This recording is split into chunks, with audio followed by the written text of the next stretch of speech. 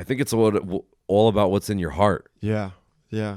People could paint whatever picture they want about you. Yeah. You know what's funny? A lot of people are like, oh, yeah, good things happen and bad things happen to me and this and that. Well, maybe, because you're a fucking piece of shit. I don't fucking know.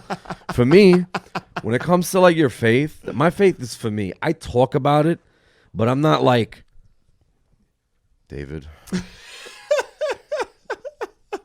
the Lord sent me here today. I'm not doing that. I'm talking about my personal journey.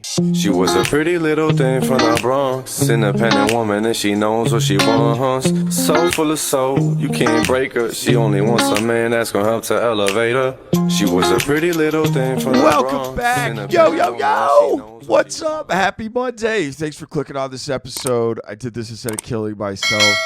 Stand-up comedy podcast, the week of March 18th, 2024. That intro music is from our guest today, Gezim Camaj. Dude, this guy's the man. I'm so excited for you guys to hear the interview. But before I continue with his intro, I'm going to let that song play. Pretty Little Thing. It's a banger. So enjoy this. I'm going to let it play, and you'll get a little taste of the music that our guest today makes. Here it is. She was a pretty little thing from the Bronx, independent woman and she knows what she wants. So full of soul, you can't break her. She only wants a man that's gonna help to elevate her. She was a pretty little thing from the Bronx, independent woman and she knows what she wants. So full of soul, you can't break her. She only wants a man that's gonna help to elevate her. A true beauty, she's pressure with decision. She wants to be a poet, her parents a physician. She wants to make them align, but then they see the vision. And with the siblings, it's always a competition, but she isn't in it. She just moving how she moving. In the evening she a waitress, in the daytime she a student. And in between that she writes lines that are fascinating. They full of heart and when she reads them they just captivating. I got a lot of it memorized. I laugh at myself cause I'm so mesmerized. And I always set aside time to see this woman I don't know. I go to all the shows but my backbone never grows. I guess I have a little fear of rejection, but every time I see it I can feel the connection. My mind is made, I have a confession. That pretty little thing is sitting right here present, you guessed it. She was a pretty little thing from the Bronx, independent woman and she knows what she wants. So full of soul, you can't break her. She only wants a man that's gonna help to elevate her. She was a pretty little thing from the Bronx, independent woman and she knows what she wants. So full of soul, you can't break her. She only wants a man that's gonna help to elevate her. First time I saw you here and you spoke to the room. Oh, it's so good. Pretty Little Thing from the Bronx. Yeah, I love that one. Gezim Camaj. He sent me a bio this morning. He is a creative artist, full Albanian, from the Bronx, born and raised, with a deep passion for music and filmmaking. He's been making music since he was 11. And his song Letters to Myself was playlisted and co-signed by Eminem on Audio Mac. So that's so cool. This interview is awesome. We talked a lot about creativity because obviously, Zim's not a comic. We met at the Roast show at Grove 34. Just an awesome dude. He's a big fan of comedy and a lot of similarities in making music and pushing through creatively to comedy. We talked about creativity in childhood, creative writing in childhood, Zim's experience growing up in the Bronx with his dad, which was so cool, real New York upbringing and experience. And he shared a story about his dad almost passing away, which was a really heartfelt, crazy story that inspired a shift in Zim's creative outlook over the last couple of years, and really, really cool. And a lot of stuff in here just in general that I think is great for anybody who's doing something creatively, how to deal with self-doubt, how to elevate in your creative life and just personal maturity as a man, which was definitely inspiring for me. He talked about dating in his 20s and 30s, and this is on the back half of the interview. We talked about his relationship with his fiance and taking responsibility for your life. Such cool stuff, man. I love this interview. I got a lot out of it, and I think you guys will enjoy it too. Follow Zim in the links below. Check out his music. Play it. Enjoy it. He's the man. He's continuing to make music. Yeah, dude. It's an awesome interview. I'm excited for you guys to hear it. So local comedy. Not going to shout out Greenville, South Carolina shows, but keep supporting Greenville. I've been missing it. I've seen you guys have fun on St. Patrick's Day this weekend. I hope you guys are doing well down there. Greenville SC Comedy has all their shows. And then our show, Toodles and French, Only Friends. We got another show coming up this Saturday. Last night's show was great. We had a good turnout. And yeah, man, hit us up. Comics. Check out the show. We're going to need more people. It's going to be an every Saturday show now. All right, guys. That's it for the intro. Make it a great week. And I hope you enjoy my interview with, I'm going to say his full name, Gezim Camaj. Gezim Camaj. All right, here it is. All right. You checking yourself out? No, I was going to take a picture of the setup. Oh, yeah? Go ahead, dude. I like this. Forward and back? Yeah. Oh, yeah. Yeah. I'll take a picture at the end of it. Yeah, man. Okay, so. How you doing, Zim? Not bad, bro. Zim. Dave. Can you say the full name again one more time? Okay. Do you want me to pronounce it the way it's supposed to be pronounced in my in my parents' native language or in English? Parents' native. Gezim. Gezim. That's not bad. Puerto Rican? Yeah. Ah, see? Mixed with a little bit of Japanese. Okay. Albanian. Albanian? Yeah. So Puerto Rican and Albanian? No, I was just kidding. You're just kidding. Okay. Full Albanian. Okay. Full European Albanian. Okay. Born in the Bronx. So Yeah. maybe a little Puerto Rican. Yeah. Good stuff, man. Well, dude, I'm happy you came. So Yeah, thank you for people having listening, not a comic today, which I'm like, it's a breath of fresh air, frankly. I mean, comics are good. I love comics, dude. I do too, but we What? talk to them all the time. Yeah. And they're always on here. So like, what's like when you came up with this concept here? Cheers, by the way, man. cheers. Drinking Salute. some organic wine from Italy is how we do. Yes, sir. Yes, sir. I got some Polar sparkling seltzer on the CVS. That's also how we do. Yeah. Don't get it twisted. Yeah. So yeah, the concept. Yeah, what like was it like did you intend on doing it with comics or all creatives or? Well, yeah, I didn't think too far ahead. Mostly, yeah, comics. Cause, Cool. Yeah, we had it was during COVID when we started like doing podcasts and stuff, and I had just done like open mics and was starting out, and I was like, I want to make something every week. So that was all we did. I think I had like 3 recorded to start, and then just kept meeting people and interviewing. Okay, people. that's cool. That's cool. Yeah. Well, thank you for having me, man. We met at one of the roast battles. Were you hosting that, or was it that other? No, I was just on it. So it was Dan on Wicks, Grove 34 roast. Shout out Dan Wicks. Shout out to you guys. That was an awesome fucking time. Yeah, dude. And I wanted you to be on it because you weren't on the show, but you were sitting front row and everybody knew you. Dan knew you. The judges knew you. Comics were making jokes. You had the best laugh in the fucking room. It was awesome. And I was like, who is this guy? And I talked to you after and got your Instagram. And I found out that you do a lot, not comedy, but you do a lot of like creative stuff. Like you do music. Yeah. Film, maybe. Yeah.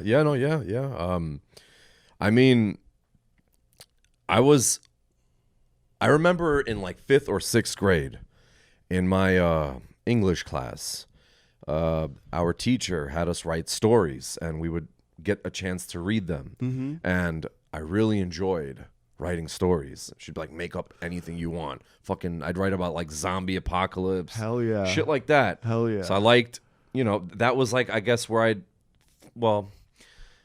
that's where I started cultivating, I guess, the writing side of things. But if I could remember a lot of things in my childhood, I always liked music. I was always like singing songs and stuff like that in a mirror, lip singing to whatever's on, So yeah. And I mean, you said it was 5th grade, as early as 5th grade. That the you started writing the stories? The writing portion, music, dude, man. Since I was a kid, man. That's so cool. That's so cool. I remember that too. 4th grade. I think like 2nd through 4th grade, that was a thing where it was like the assignment was make up a story, and you write about something, and it was like a page and a half long Yeah. or whatever. And I remember that being so fun. And then I remember it like kind of tapered off. Like once you get to middle school and high school, like unless you went out of your way to take a creative writing class, like Yeah. you weren't really given those kind of assignments. Yeah, But no, that was the shit. That died out. I feel like once I got to a certain grade level, they stopped, nurturing your creative side, and it Yeah. focused more on a career. Like, all right, you want to be a Yeah. business? Everything is Yeah. about business. Everything is about this. Everything is about that. So Yeah, it got really lame Yeah. later on. yeah, Yeah. but I went fucking pretty far. For sure. I went pretty far with my education, and yeah. So what did you? So you went through school, and then did you go to college? Did Yeah. you pick a career? Like, what did you want to do? I wanted to be a history teacher. History teacher. I wanted to be a history teacher. Okay. But Why history? I loved it. I was always fascinated by it. I liked learning about past events. Mm-hmm. I liked the fact that I knew. You know what it was? When you hang out with a lot of older people, and my dad and I were good friends. Mm-hmm. We've always been good. Even when I was a kid, my dad brought me to hang out with his friends. So Mm-hmm. if he went to his boys' coffee shop or his boys' whatever, I'd be with him, and I would be at the table sitting, talking with them. Right. Where is this? Is this in the Bronx? In the Bronx, wherever, Shit, yeah, Manhattan, dude. wherever, In all New York. over in New York. Yeah. Yeah. And it felt really nice when you were able to have some kind of an input in the conversation. They'll be talking about, I'm going to make something up. Yeah. They're talking about Napoleon. I'll be like, well, actually, Napoleon. And they're like, oh, wow, great. Yeah. Like, kid, And Yeah. I don't know. I guess I just always liked it. But I was derailed from that because, it doesn't make any money. Yeah. Sure. That's not Yeah. you're not going to be successful with that. What are you going to do with that? Da, da, da, da, da. I was, all right, Yeah. cool. And I went the business route. Okay. The useless degree route. So what'd you get? Business administration? I got a bachelor's in business administration, and then I got a Yeah. MBA. I got a master's in business administration. Oh shit! Yeah, you got your MBA. Yeah, I got my MBA. That's not useless, dude. Yeah. Well, now I finally got a job. I mean, you know what? People have respected it, and I've been able to get my foot in the doors of good companies, and I've had great roles that help me cultivate my professional side. But it took a little while, and then there was a significant life event that happened, and I just wanted to focus on stuff that made me happy. So Yeah. I took some time to focus on creative stuff, kind of figure things out, Yeah. find myself kind of thing, but not really. Sure. No, dude. I mean, that's kind of what this whole show Right. started. My life event was COVID, basically. Yeah. Where my job and everything. It just was enough time to pause and think, am I really happy doing this? What'd you do? And what did I do? What was your job? Well, I still have it, so I'm Okay. still with this company. Okay. Yeah. So medical sales is what I did. So Gotcha. business. I started as an entry-level guy, and then went out and did sales, and now I'm a pricing manager, but at the same company. Good, man. Congrats. Yeah. It's awesome. But it's kind of a hamster wheel. Yeah, thanks, man. I appreciate it. But it gets to be it's high stress and stuff, and you do it, and it's great, but you never really get a chance to pause, take a break, and a bunch of stuff happened in 2020, and I won't get into. I've talked about it before, but Right. that's what I needed a pause and that life event to think what makes me happy. Exactly what you're saying.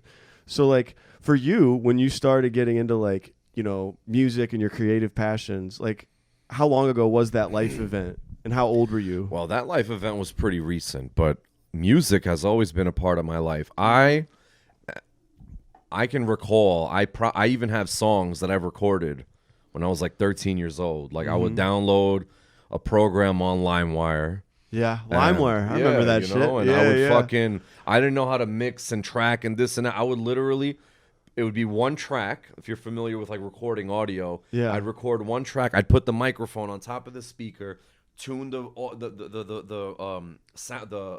volume of the instrumental. Excuse me. I would tune the volume of the instrumental, and I would rap live on the beat, and that would be one record. That's how. Where did you get the beat? LimeWire. Everything was LimeWire. This Okay. is pre-YouTube, man. Okay, so there's free beats on LimeWire. They were industry beats, Industry like beats. the 50 Cent beat or something like that, Yeah. whatever. Yeah, This was just like learning how to do this stuff. Yeah, how old were you, would you say, when you started doing that? I wrote my first rap in the 6th grade. Woo! I performed. Do you still have it? No, I definitely don't have it. It was super basic. I performed it at a rap poetry night at my grade school. Hell yeah, dude. And so that was like the first time I could recall like writing and performing. So I fucked up and everybody was like cheering, go again, don't give up. And then I started over nice. again and I made it through and it was awesome. And then I guess I loved it. I mean, I always loved music, but something about rap, I don't know what it was. I guess that it just was like so different from what I grew up on. Like, Do you remember what kind of topics you rapped about when you were in 6th grade? me and my Homework? friends at school getting in trouble, Yeah. the teachers picking on me, Yeah. which I deserved to get picked on because I was, maybe talkative or disruptive to the other students. And stuff. Stupid shit like that, kid stuff. You know what I mean? Like just stuff like that. Okay. And but the significant life event happened in my life in 2019 when let me mute this.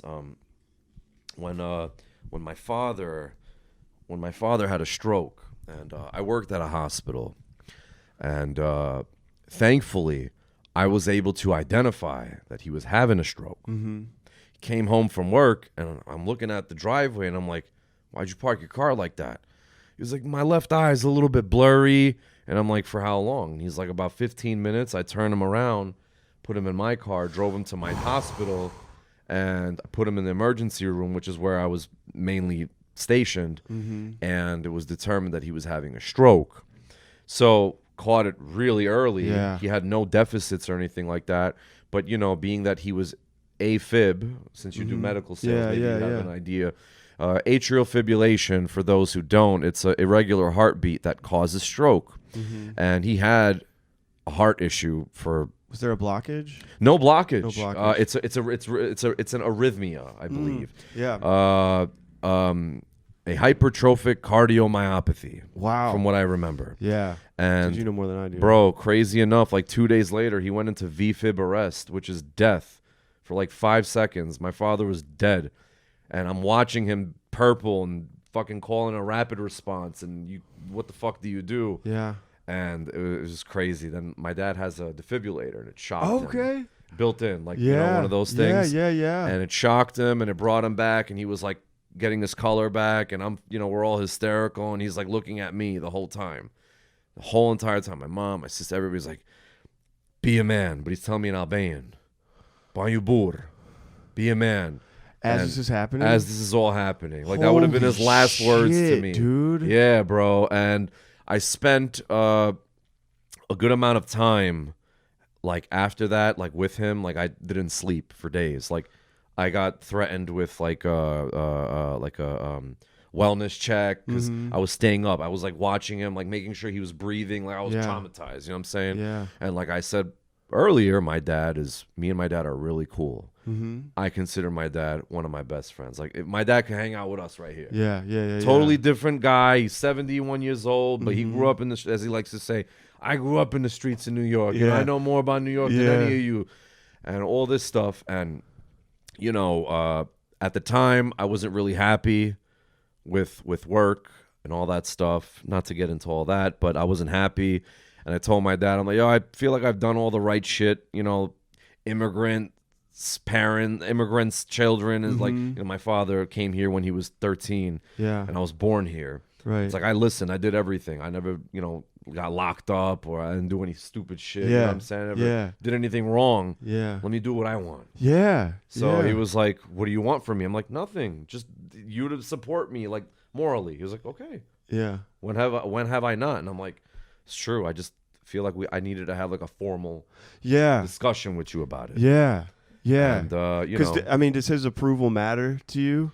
My like father's growing approval up, matters. like I want absolutely. And I'm not saying mine. I feel the same. I feel the same completely. There were things in life that, like, your heart, what do you guys know type shit, But I talked to my dad about everything. Yeah. Like, if like anything, like if I felt like somebody spoke to me the wrong way, and I felt that maybe I wanted to go beat this motherfucker's ass, if I can't curse. You can curse. I don't give a shit. Okay. Yeah. Like, Dad, this is what happened. This is what I want to do. Like, you know, like like anything. Dad, I'm talking to this girl. Dad, I'm thinking about this job. Dad, look, what do you think about this song? Yeah. You know? Yeah. And it's you know, I talk to my dad about everything, man. So that was a really, really hard time in my life. And my pops is still here. He's still strong. He's gonna be here for another 30 years, whether he likes it or not. Yeah. Word. I love him. Dude, so that's a crazy moment, though. Yeah, I mean, he's AFib, and he's telling you in Albanian, be a man. Yeah, because I was like fucking hysterically crying and shit. You know, I'm in the room. Be a man about happen. what's going to happen. Yeah, because at that moment he thought maybe it is. Well, it for him too. And then he was like, "I knew you couldn't handle it, so I stayed." Oh wow! Hey, I got him. Yeah. Yeah, dude, that's incredible. What man. What a moment. I mean, and then COVID right after that, and sure. Well, no, not COVID after that. My first cousin, who was like my brother, who was like everything, my best friend, my first friend in life, everything. He died, and then he died a week before my birthday, and I buried him on my birthday. Well, you know, not I'm making it about me, but my whole family, we buried him on my birthday, and I don't know, it was symbolic. I don't know, it was weird. Doubt, yeah. And then COVID happened like fucking 2 months later. Yeah. So a lot of crazy shit happened back to back. A lot of scary stuff happened back to back. And COVID was scary. I caught it before the lockdown. Wow. Before the lockdown. Yeah. So that was nuts. When it was just a rumor of a thing and you got it. Like March 8th, I got the results. And all my friends like, what the fuck? Where'd you get it? Like, what? I don't even know what this shit is. Aisle 6 in Walgreens. I don't fucking know. People were so stupid back then. They're still stupid, but, you know. Yeah. People are always going to be stupid. For sure. So, dude, that sounds like that was, like, transformative for you. I mean, absolutely. How did you look at life, like, before and after that happened? And, like, what changed? I mean, it's probably really hard to sum up, but, like. It's hard to sum up, but I feel like I got more spiritual as time went on, but the icing on the cake was when I decided to move to Miami. That was like a part of something. Like I always wanted to live in like California or Florida, Miami, you know, like LA or Miami. Like I've had like small opportunities, like maybe a job or something, and I remember I worked at the Apple store, and our Apple store was on the construction, so they were like, you could pick any store, you could go there and work there. So you were working here at the Apple store? I was working at the Apple store in Yonkers and the Apple store in White Plains. Okay, wow. And I was talking to my friends. I'm like, yo, let's go work at the fucking Miami Beach, whatever store. Yeah. We'll get an apartment for like 4 months. Why the fuck not? Yeah. But, you know, that's crazy to ask people to do. Sure. So everyone was like, nah. And I was like, yeah, I probably wouldn't be able to do that shit either, you know? Yeah, right. But, you know, a little part of me always wanted to be somewhere in a hot climate. Yeah. I love hot, tropical climate. I love that. Yeah. And I moved down, and being on my own, I lived with my family my whole life. Being on my own. Yeah, was something special, wasn't it? Interesting. It was crazy. There was sad moments. You know, every milestone was like, wow. Yeah. So a lot of things. How old were you when you moved? 29. 29. I had 29 years old when I moved to Miami. Yeah. Yeah. Did you feel lonely? I did. Yeah. I did. I missed my parents. Like the second I left my house, Waterworks. Yeah. In my car driving, Waterworks. Waterworks, bro. Yeah, yeah. What? And my cousin Martin was driving with me. He lives in Florida. Yeah. And whatever, he was driving with me, and he was like, "Why don't we switch? Let me let you sit in the passenger seat, and I'll drive." And he drove the fucking whole way. He just let me like go through it, and I went through it, bro. Yeah. You know, I'm like, oh, don't think, you know, to tell my parents, like, please don't think I don't want to be with you or I don't like you. I just need to do this for me. Yeah. And that decision was after after everything. After all that happened. But it's like, yo, it's like, you know what it was for me? It's like every decision I wanted to make, everything I wanted to do, it's like something happened. So it was like excuse after excuse. Yep. And I don't want to use the word excuse because I don't feel like those are excuses. Excuses like, oh, I was tired. Oh, you know what I mean? Yeah, they're real. This was like real shit, but I'm like, yo, I have to do this. Yeah. No matter, I had to learn how to make hard decisions. Yeah. I feel like as a man, you got to learn how to make hard decisions and live with those hard decisions. Yeah. You know what I'm saying? Yeah. Otherwise, I don't do. feel like you're a man yet. Yeah. The waterworks happening on a drive that's in a big transitional phase. I've experienced it. I've experienced it a few times. Oh man. Yeah, because I told you I grew up in Michigan. Right. And this company I work for, the way it works, you start at the corporate office in Michigan, which is very safe. It's a lot of college grads, a lot of college it feels like an extension of college, really. Yeah. And I worked there 2 years, and then I decided to do sales. And then when you do that, you got to pick a territory, or like they hire you for a territory, and it's out of state. So mine was in Charlotte, North Carolina, and I remember I had to pack up my car and leave. And I feel like every part of my life, like with where I'm at, like I build a lot of really great friendships and relationships, and it's been really blessed. But leaving my home state and my family, and I remember getting in the car and driving, and as soon as I got on the highway, I involuntarily burst into tears. Because like I could have stayed, I definitely could have stayed. I could have stayed and done like a little, office job in the corporate office. Sure. But it wasn't the challenge. It wasn't, the unknown. Like I used to think back, I'd like romanticize it. I'd be like, I want to have an adventure. I want to leave, And I knew it was what I needed to do, but also like the emotions like instantly hit That's what you. it was, man. Yeah, yeah. I could fucking cry right now thinking about it. Yeah. I swear to God. And like every milestone, like when I got to Miami. Yeah. I walked into the apartment. I'm just looking at it. I'm just like, oh my God, waterworks. And then when I got like my first because I was like a little temporary spot. I was like crashing with my cousin. Yeah. While I was looking for a place. Yeah. And when I got my own pad. Yeah. You live by yourself? Oh, yeah. I live by myself, man. Hell yeah. I got lucky.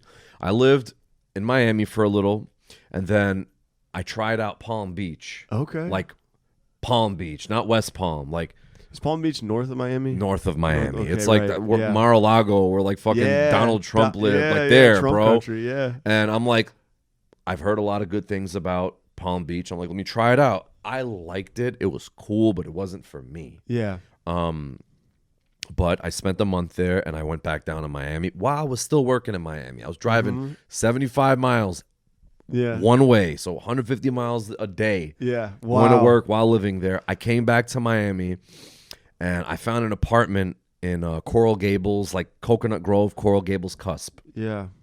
Near UM. They call it UM, not U of M, not the Michigan. University Miami, not far from there. I was by Coconut Grove. If you've watched Griselda, the new show about the famous drug dealer woman, drug lord woman, Haven't seen it. took place in the Sofia Vergara thing. Yeah. Took place there, and I'm like, oh wow, it took place here. Cool. Yeah. Anyway, I lived there. It was awesome. I was a general manager of a restaurant. I was 6 minutes away from my job, so I could take my bike, I could take my car, I could walk if I really wanted to. Yeah. I made lifelong friendships down there. Yeah. Lifelong friendships. These guys that I met, these people that I met, they'll be at my wedding. Yeah. You know what I mean? That's cool. So what was life like down there? I mean, I fucking love Florida. I do. Comics like shit on Florida for some reason. I love Florida. I feel like Midwest people do. Florida's the safest place to make jokes. I know. They're laid back. Why wouldn't you be? The weather's fucking amazing. I went to a comedy show in Miami. Just one comedy show. And I was like, oh, this is going to be good. Yeah. And it was all right, Yeah. I'm used to, like, one of my really good friends is Talent Harris. You know, Talent, dude. Yeah, so Hell yeah. I went to bro. high school with Talent. You know, he's one Yeah. of my good friends. Like Yeah. that's like that kid will be in my wedding. You know what I'm saying? Yeah. I'm used to, you know, being around him and the company that he keeps. So like because of him, I met you. I met the people at the the fucking roast show. roast, and I love roasts. Yeah. Man, I went to one before. Yo, crazy, hilarious, bro. And I'm like telling my boys, dude, we got to go to these things. Like fuck, like a couple of my friends. Like I took my friends to a couple shows. I've seen Donnell Rawlings. I've seen Corey Holcomb, which is one of my favorites. I sort of Donald, he's Ashy Larry, right? Yes, And yes. Kid Chappelle show. Yes. He's many awesome fucking characters. Yeah, he's done a bunch of characters. Yeah. I didn't mean to call it just that one. Oh my god, I got to see Dave Chappelle at the stand. Holy shit! Like literally, like 10 feet away from him. Yeah. Like my fiance fucking surprised me, took me. It was like the greatest night. We were there for 3 hours, dude. Yeah. With Chappelle and fucking. You hung out with him? Well, we didn't hang out, but like it was like a small. You know, you've been to the stand? Yeah. It's a small club. The downstairs. Yeah. So it's like you're hanging out. You know what I mean? Yeah. Like he's walking around smoking cigarettes, talking shit. Yeah. Mad funny, bro. I've like brought my friends to shows. I'm like, yo, isn't this shit fucking great? Yeah. You know, it's fun. Like I took my friends to go see Talent perform on Broadway, somewhere on Broadway. I forgot where. It wasn't Caroline's. It was somewhere else. And we had a blast. Yeah. And it sets a precedent for like a good ass night. Yeah. Like you're just laughing the whole time. Yeah. Then we go out to dinner. We're in a good mood. You know what I mean? Like, you chop it up a little bit with the comedians, and that's what I did that night at Grove 34, right? Yeah, exactly. But I sidetracked. Life in Florida was awesome. It was you just felt the need to want to be healthy. This is how I felt. So I was exercising more. Because you're outside, right? You're on the beach. You're on the sun. Yeah. You know, I made it a thing to go to the beach. Minimum like 4 or 5 times. I lived 4 or close 5 to times it. a week? Minimum. Before work. God, that sounds amazing. I Dude, would go love watch the the water. sunrise, bro. Yeah. Like some shit. Like I grew up in the Bronx. Like I grew up on fucking Boston Road. And, you know, when I was born, I lived on Valentine Avenue. You weren't thinking about sunrises and shit. You were thinking about how to get these fucking roaches out of my apartment. You clean it top and bottom, it's just whatever. Yeah. And yo, when you like have these things, and like I would drive into like different neighborhoods and like look at these beautiful homes and see how they had everything set up, and it's just like wow, like it's gorgeous, you know, sure. that natural beauty. Fuck, man, it was nice. Yeah. It was great. It was laid back. I had a great job. You know, it was an experience I'll never forget. I could see myself living there. Yeah. I could see myself raising a family there. Yeah. How long were you there? 2 years. 2 years. Just about. Yeah. Just about. That's a good chunk of time. Yeah. Just about. Yeah. Yeah. Wow. I met like people in music. Well, that's what I was going to ask next. Yeah. So at this time, you're working as a general manager at a restaurant, and you got your setup there with the beach and their friends and everything. What was music like down there, and what were you doing to like further your music goals? And so, in the beginning, I didn't really know what to do, how to get into the scene. Yeah. But I went to a farmer's market, and I was talking to one of the other vendors, and there was a lady who had her own table. And she was like, "Oh, we got New York in the house." And I looked, and I'm like, "Yeah." And she was like, "Yeah, I could spot that accent, you know, whatever." Yeah. And I was like, "Where are you from?" She's like, "Oh, I'm from Brooklyn, but I live here." Blah blah blah. We started talking a little bit, and she was like, "What do you do?" And I'm like, "Well, I mean, I do music, and you know, the whole spiel back and forth." She's like, "Oh, my fiance is a producer. You guys should get together." Wow. So she was like, "Give me your Instagram." And she connected me with her fiance, my man Skip Fearless, and Epiana. And Epiana introduced me to Skip, and we got together, you know, had lunch, and kind of talked about a few things. And then I don't know how I found out about this open mic or this show, this music festival. That's what it was. This guy, DJ Oski. I don't know how I found out about it, but I found out about it. Maybe Skip may have even put me on it. But I sent in some of my songs, like, you know, to apply for it. And he called me. He was like, "Yeah, let's get you on." And he gave me a placement. And funny enough, I've been friends with this dude, my man George. He lives in Fort Lauderdale, but I've been friends with him for a couple of years on social media. And yo, he pulled up. Yeah. And I'm like, yo, what the fuck? And he pulled up and like he introduced me to a couple of his friends, friend Justin, my man DQ. These guys, I'm shouting all their names out because they're all amazing people. George is fucking phenomenal. He knows music. He knows business. You know, Justin's a crazy fucking engineer and a producer. DQ is just like everything. Like, he's awesome. These people are great. Skip is an amazing producer. Yeah. And, like, these are people, like, I'm always going to, like, keep in contact with them. But George is, like, family to me. Like, we talk on the regular. Some days I call him Jorge. Some days I call him George. But whatever, you know? And, yeah, I performed, and I got some really good feedback. And, you know, so at these festivals when you're performing, right? Is it set that stage for me? I've never been, because this is like you're getting in, you know, at the ground level of like, you know, you don't have a ton of connections yet, but you're getting in, and like how many people are in the audience? Like what kind of vibe is it? It wasn't like that a comedy many people. festival, like because that's all I know, you know, the comedy side, but like I'm not a festival kind of guy. I've been to a bunch of 3 Points. Festival. 3 Points is like a big music festival in Miami. I've been to a couple of those, but I'm not really a festival guy, but I wanted to experience it. And through my experience, I'm glad I experienced it. It's a lot of people, man. Yeah. The one that I went to wasn't really a lot of people. It was all kinds of different music. There was rock, there was rap, there was, you name it. Yeah. It was all different kinds of music. So the sets were definitely diverse. Yeah. I want to say during my set there was maybe like 50 people in the room. Fuck yeah, that's a lot. You know, well, listen, it's 50 more people that never heard me. Yeah, no doubt. It's 50 more people that never heard me, bro. Yeah. I don't care how old your song is. Promote that shit like it's brand new. Yeah. Because the new person that heard it today never heard it, and it's fucking brand new to them. Yeah. Like, I've been trying to push my music sometimes on other places. Like, oh, you have any new material? Motherfucker, this is new to everyone who hasn't heard it. Don't give me that bullshit, you know? Yeah. But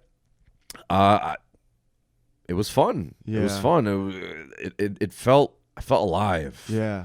Like, so you walk up, you give them your beat, your music. yeah, they have my shit prior. They have it in advance. And how many songs are you doing? I did a 15-minute set. So you I did like three- 3 songs and like one like freestyle, you know, Okay. kind of thing. Not it wasn't off the head. It was just like no chorus or anything like Yeah. that. Like 3 minutes of straight like rapping, you know, Yeah. bars. Yeah, bars. Bars. Dude. Bars. Shit, yeah. Dude, now I'm so, you know, interested in like how it is performing, like when you're rapping or singing, because I've never done that. And like with stand up, you can kind of tell if you're connecting or if it's going well or not.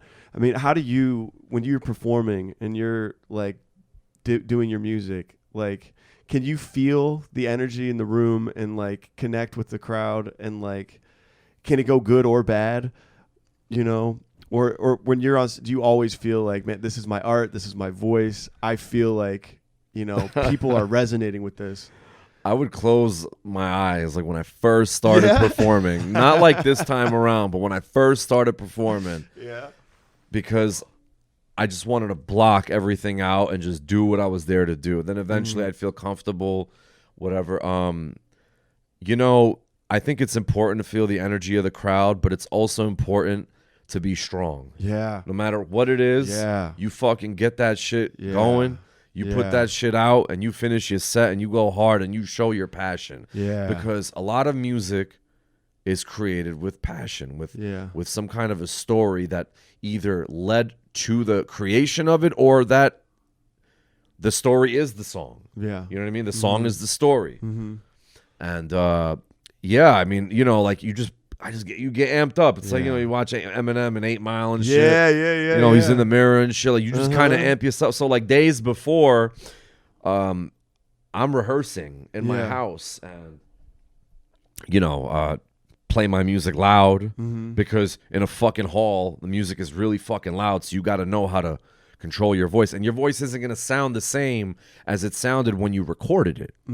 Like the way that I sound right now, baritone ass voice. It's not the way I'm gonna sound because I probably might have to yell over the shitty equipment. Yeah. You know what I mean? Yeah.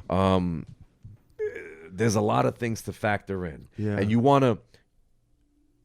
never want to rap over your vocals. If you're a true rapper, you're a true MC, you fucking go up there with the instrumental. You know, you have a little punch-ins here and there to help you catch your breath. Rap over your vocals, meaning you don't Like- want to give them the recording with your voice already on it. Like the and then full sing, mastered version of it? No, yeah, you go in there with just the instrumental. You sing, you're performing. Right. You know what I mean? Yeah, totally. Like, yeah, of course, you know, you have like the chorus in there, like maybe like one low vocal, and then you're rapping over it, and you could take a breath in between, or you could like you could sit with your engineer, and you could like choose a part where like, all right, I practice this at home, I'm losing breath up to this bar, so let me take.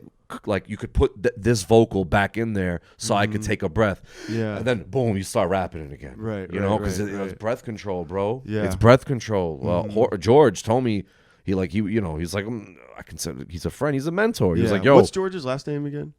Hidalgo. George Hidalgo. Yes. And he lives here. No, he's from Broward County. Okay, so he's down in May 25th Miami, company. He manages and he works with some amazing artists. Yeah. Mercy, it's Mikey, Diego, myself, you know, a bunch of people. But anyway, he told me like, run, go on the treadmill and rap your words. Oh wow! Build up that stamina. Okay, you know what I mean. So you could be on some fucking crazy like big pun breathing. Yeah, shit. It was like he was a fucking mutant, dude. As people say. That's interesting, man. Yeah. I wonder if comics ever do that. Get on the treadmill and then do your material. I mean, you don't have to like be on a rhythm. You know what I mean? Well, there's some rhythm with joke writing where different kind of rhythm. Yeah, you kind of have to catch the wave of when to say what. Yes. When the audience is like with you, or you might have to wait longer. But it's all more so. Let me say that you don't have to like follow up maybe a cadence, right? Because there's rhythm with everything. Yeah. Dude, that's wild, man. Yeah, that's a lot of interesting shit, and you know,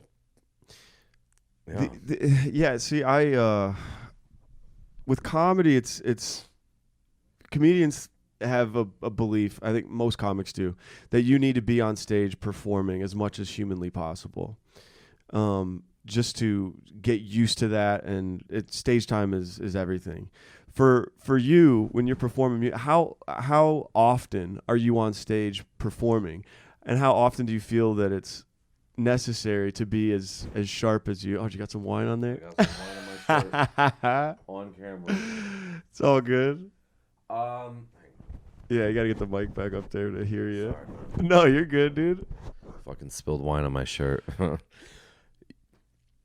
I feel like it's very important for an artist to perform regularly. You need to have consistency in your performing because it helps you build that muscle memory, that stamina, but you also learn how to connect with the crowd. Connecting with the crowd is important. As much as and being confident, especially rapping. Rapping is like a confident person's sport. Yeah, you can't, be soft with it because rap, originated from people's struggles that they were, not afraid to speak up about. Then it evolved into fucking. First off, fuck yo, bitch, and the click you claim. You know what I mean? Like, and you had to have balls to say shit like that. Yeah. Like when you think about some of the rap, like fuck the police, like shit like that, bro. You had to have balls. Like you were going and then have that word then viral. You were gonna be the face. Yeah. You were gonna be broadcasted everywhere. You're gonna be under constant scrutiny. Yeah. You think a weak person could fucking handle that? Yeah. Handle that kind of press? Yeah. Knowing that the whole fucking world is either you're gonna have people agreeing, people disagreeing, people saying fuck you, you're a piece of shit, people saying whatever. Yeah. Being a public figure, especially in something like that where you speak your mind, where nowadays you fucking can't have an opinion on anything. Right. It's crazy. Yeah. You gotta have balls. Yeah. You need confidence. Have you always had confidence? No. You have to. I had to earn that. I had to grow. I had to cultivate. I had to grow it. You know what I mean? Yeah. But would you say, like, I mean, the thing with your dad, like, did you have a shift in like how you developed confidence, before and after? I mean, would you say you were less confident before that happened? And then when you started doing things like, okay, I'm going to up and move, like that to me builds confidence, like going out of state and living on your own. Of course. And of course. I think that, like, was there a shift there, I guess is what I'm saying, in your level of confidence? For sure. Yeah. For sure. Living alone, moving out to the other side of the country. I have nobody. Yeah. Like, I make friends with random people. And now these people, you don't know you don't know what's gonna happen. You don't know if you're gonna be able to make ends meet. You know what I mean? Like, it's crazy. Yeah. But thankfully I had, I've always, up to that point, I've had a certain level of, I guess, confidence in myself, and I was able to, put myself in places, and not closed mouths don't get fed. Yeah. And I speak up, and definitely put myself in situations, and being on my own. Absolutely, that whole experience changed me, helped me mature. Yeah, definitely. I feel like everybody in every stage of your life, there's levels of maturity. There's like a plateau, and then there's the next level, and it's not like the sense of like, oh, you're acting immature, but maturity is like, how you view things. Yeah. You know what I mean? Yeah, totally. It's not black and white. It's a it's a big spectrum. Yeah. Yeah. And the maturity you get from hard experiences does something to you, man. Whew. Yeah, no doubt. I totally agree. Yeah, bro. But I still spill wine on my shirt. He still spilled wine. Didn't pass that plateau yet.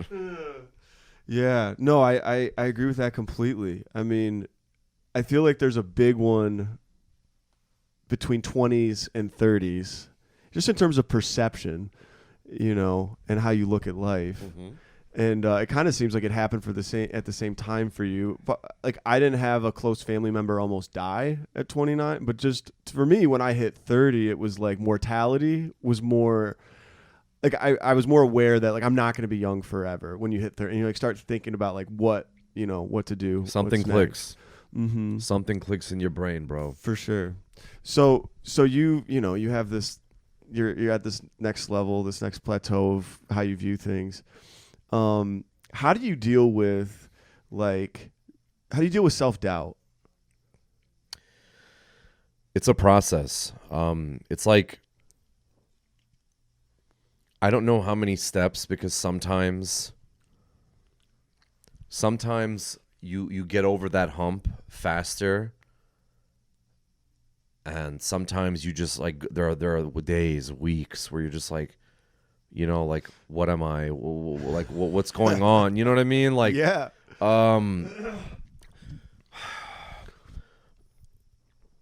Anxiety plays a part of it, because it's like, once you get into that level, once you get into that realm of that self-doubt, you like invite all the other negativity to sit down with you. Yeah. And you don't want to do that, bro. You don't want to do that. Like, self-doubt comes from like overthinking. When you overthink, like, you leave no room for you to do things. You don't do anything. You have to do things. Yeah. And I've overcame humps by like just bringing myself back to like, like leveling myself out. Thinking about milestones, thinking about like, yo, you did this. Yeah. My man, like, you did this. Like, you held it down. Like, mm-hmm. There have been times where I'm like, listen, at this point in my life, because they say like when you're at a certain age. I mean, a lot of older artists are getting notoriety now, which is great. Mm-hmm. But you hit a certain age, it's like, you're not hot anymore. You know what I mean? You're like 30, 32. Next thing you know, you're 40. But it was when I was 31 years old that an artist that I viewed as God co-signed me, and can you say who it is? Absolutely. Yeah. Eminem co-signed you? Yeah, bro. Holy he fucking shit. put one of my songs on his playlist. Dude. On the Art of Bars playlist on Audio Mac. Bro, do you know what that feeling was? I can't even. Yo, I fucking. Holy shit! I got dude. dizzy. Holy shit! I was walking out of the fucking Pearson Testing Center. I just got my Florida real estate license. I just passed. I'm already in a good ass mood. I'm waiting for my Uber. I'm checking my emails because it's been fucking 2 hours because they make you lock your phone up. Yeah.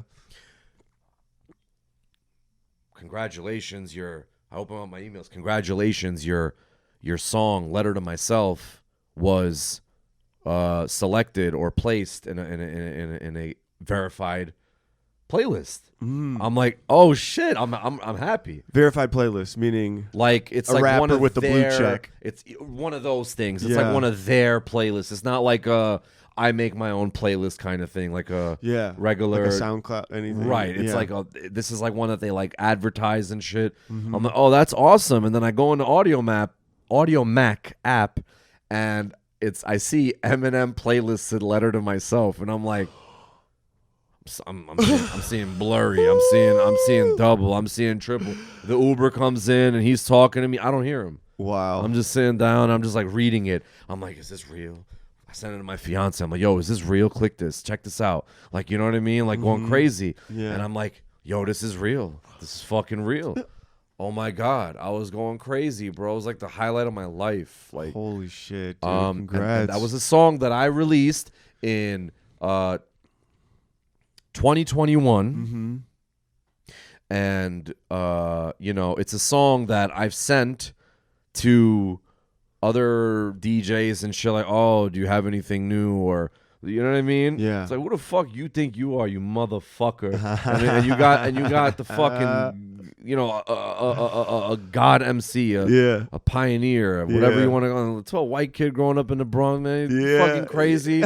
Eminem, you like, yo, sometimes like, white kids like, I didn't listen to Eminem growing up. Shut the fuck up. Yeah, you liar. Bullshit. They did. I did. Listen. Eminem is, yo, you're from Michigan. Yeah, dude. Like, he's God in Michigan, like, what? bro. You don't ever take the Lord's name in vain. Nah, but for me, it was like, you know, and then it was just amazing. It was amazing, bro. Yeah. And then you think about shit like that. Yeah. And it's like, are you kidding me, bro? Yeah. You Why would you doubt doubt yourself when that's, You've done great things before. What and now I'm evidence saying do this you need? generally. You've done great things before. And it doesn't have to be that you moved a mountain. Yeah. You don't have to measure your success based off of somebody else's results. You know what I mean? Like, maybe you set a goal for yourself. You wanted to get 50 new accounts this quarter.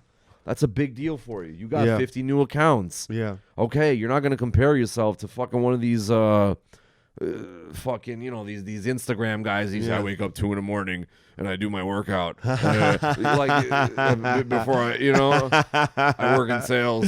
Yeah. You know, like Yeah, exactly. not everyone's gonna be Jordan Belfort, bro. You know, you have to measure. You have to create a realistic expectation for your own success, but you don't use somebody else's metrics. Right. Is what No I'm doubt. trying to Yeah. say. Yeah. You know what I mean? So I don't give a fuck if you got 1 million views, this and that motherfucker. Did Eminem ever like your shit? Did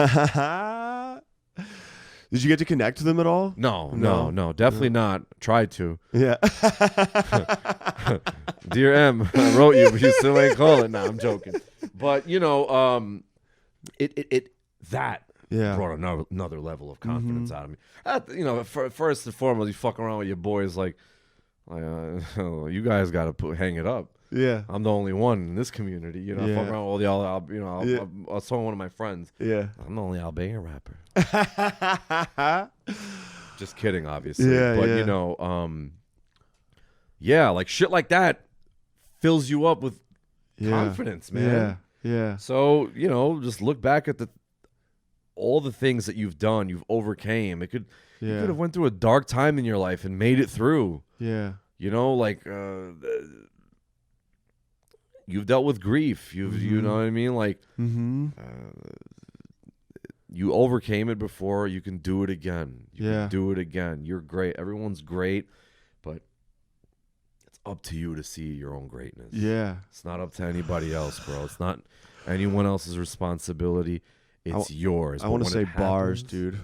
Bars. Bars? Is that what you're supposed to say? Do like Bars. Bar? I don't know if I'm using it right. But, yeah. Bars. I agree. Yo, I forgot stamped where that. I was. I was rubber like stamped that. in a bar or in a club, and that Kanye song was like scoop diddy poop, poop diddy scoop, Boopity and scoop. someone was like bars. At the end. Fucking I love that song. That's stupid shit, man. Yeah. But yeah, bro. So I'm sorry. I ramble. a No, lot. that's not rambling, dude. This is so true, and I find it to be totally true with my experience. I guess this is kind of a serious follow-up question to that, but because I have you had friends or family in your life that maybe don't get what you're up to and are like, and you feel that like, Absolutely. maybe they're not. That they don't support you. They don't support you, or they're just like poke fun. Maybe they're What are poking you fun. They doing? don't say it to your face, maybe, and then it's like this whole like, fuck, what are they thinking? And bro, like, I was at a funeral the other day, and this guy was like, "Oh, is this the rapper?" yeah, You know what I mean? I get that shit all the time. I was just a comedian. Yeah. yeah. It's like, yeah. no, I'm the porn star. You know what I mean? But like, you know what it's you know what's crazy? For me, people think that like that's like your end all be all. Like, bro, what do you think? Like that's the only thing we do? Yeah. You don't know what the fuck I be doing, how I make my money, this and that. Rap, it's like someone who paints. Yeah.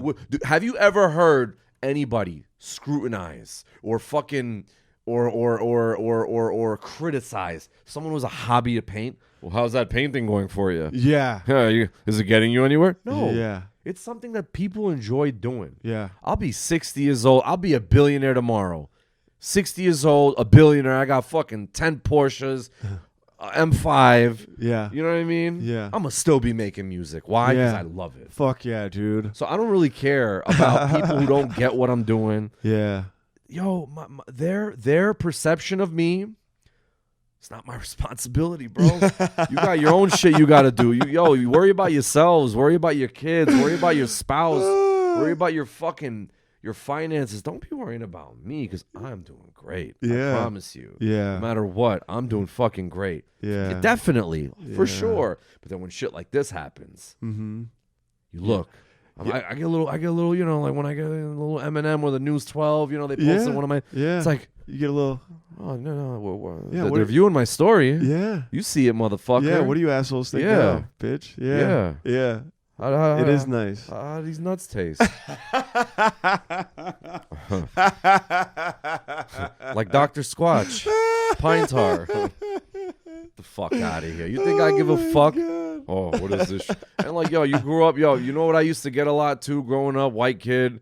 Oh, you want to be black. Yeah. You know what I mean? Yeah. I'll get that shit all the time. Yeah. You want to be black. You want to be something that you're not. They will never. What does one guy say to me?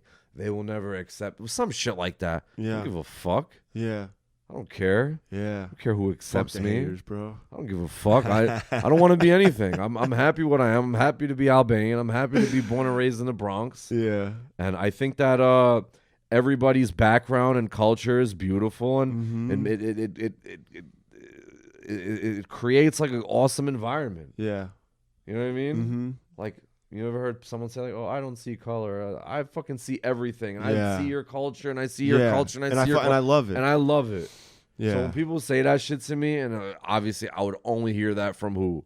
Other white people. Of course. You know what I mean? Yeah. Other fucking haters that don't got the balls to do what they want to do. That's Yeah. another thing. Mm-hmm. Like, as a kid, I was scared to act because it was, I was in drama class. Oh, that's gay. Everything is gay. Yeah. Oh, you act. That's gay. Oh, you're an Yeah. actor. Gay. Yeah. Gay. It's like, God what? damn. Are you? Dude, yeah, it was totally a thing. I think we're similar. I did ages. drama class. Gay. Oh, you were singing? You stuck with drama class? I did it when I was a kid. I didn't do it in When high did you school. stop? Oh, high school. I wish I did it in Me high too. school. I stopped because of that. I wish Dude, I yeah, was in but show I choir. want to be dude. gay, bro. Yeah, I didn't want to be gay. Show choir was a little gay, to be honest. But like the sequins and stuff. You know what I mean? But dude, I totally agree. I wish I totally wouldn't have like given into the stereotype thing and like wanted to be cool. So like I play sports. So Right. athletes don't do drama or they don't You got to sing. be tough. Like where I grew up, Yeah. you had to be gangster. You Yeah. got to be tough. Right. You have to watch Scarface once a day and Yeah. Goodfellas. And Yeah. and you can't not like it's crazy. You can't listen to certain music or else it's like that fucking mentality was fucking living through that shit. Yeah. And being who I am now, it's like I can't believe like I used to let that shit oppress me. That's an oppressive mentality. Yeah. Yeah. Like you just fucking let that shit like conquer you and mold you into something that you're not. It doesn't make you happy. Yeah. Bro, on my fucking way here, I was listening to Stevie Wonder and fucking Marvin Gaye and shit like that. Yeah, I love Marvin Gaye. And Sexual Healing. Come on, man. Yeah. Couldn't listen to that back in the day. Yeah. Like, what are you get listening drunk. to, bro? Marvin Gaye, you fucking Get a gay. load of this guy. I'm listening to music about loving women. Yeah. Gay. Yeah. You gotta listen to music about killing, selling drugs. You know what I mean? How much work did you flip today, bro? Yeah. Dude, so Yeah. I noticed as you walked in that you're wearing Yeezys. Kanye. I'm a huge Kanye fan. I don't know how you feel about Kanye, but and I know nowadays that's maybe a taboo thing to say, but I saw the Kanye West documentary on Netflix. Have you seen it? No. Oh, I damn. haven't. Okay. I Well, haven't. I thought for sure maybe wait. you Are had. you talking about the one? Genius is Yes, what I it's did. called. I did see it. You did I'm so see it. sorry. I did see it. Where it's like the footage that The his camcorder footage yes, of him absolutely. in the early 2000s. Absolutely. Yeah. The fact that he did that is smart, bro. He documented his whole fucking come up. That's yeah. crazy. Yeah, he did. Of course and, I've seen that and shit. that shit moved me. Yeah. And I'd been thinking about. I mean, I'll go through phases where I'll have an obsession with something, and Kanye's been one that really stood out to me. The current political shit notwithstanding, like that's kind of separate from what I'm talking about. But that documentary, it showed the underground music scene of Chicago, and it showed how Kanye went from this kind of nerdy guy who made beats, and he was just one amongst many, and how he somehow believed in himself and stood out and rose to the occasion every time when he had a meeting with a big, record label, a big producer, and getting in with Jay-Z, and like never deviating from to me it seemed like he always stayed true to himself. He made fucking crazy music, and I don't know. I just wanted to hear your thoughts on that. I mean, it just moved me. Well, it was inspiring. seeing people come up from nothing, Mm-hmm. is inspiring. Mm-hmm. Because most of the time people are subscribed to the theory that most people who are in a successful place came from like somebody previous who was successful and it passed on. And where that is prevalent, there are people that literally came from nothing. There are many people. I don't got to name who they are. We all know who those fucking people are. Funny thing about the Yeezy thing, I do have friends who were highly offended by, the comments that he made. And I think that they have every right to not like them, being that they come from the Jewish background. Yeah. And, Yeah. when it comes to like wearing Yeezys, like I already paid for those shits, bro. Oh, I didn't mean to out you, bro. You know what I mean? Like it's like when that was all the literally rappers were trying to ban like Gucci and shit. Like, oh, we're gonna boycott them. Boycotting doesn't mean burning your clothes. Like you paid $300 for that shit. Yeah. It means don't buy anymore. Yeah. I'm aware of this shit. No offense, I fucking paid for them. Yeah. I'm wearing them shits. Yeah, Don't yeah, mean I yeah. support anything. Yeah. It doesn't have a symbol on it. You know what I mean? Yeah. But yeah. I didn't mean to out you, by the way, or anything on the Yeezys or No, whatever. but, I you know, just. just in case there's somebody, that's gonna fucking say some shit. Yeah, motherfucker. A boycott means you don't buy anymore. That's the only pair that I have. Yeah. Okay. Yeah. As far as his music and stuff goes, I mean, dude. Now there are.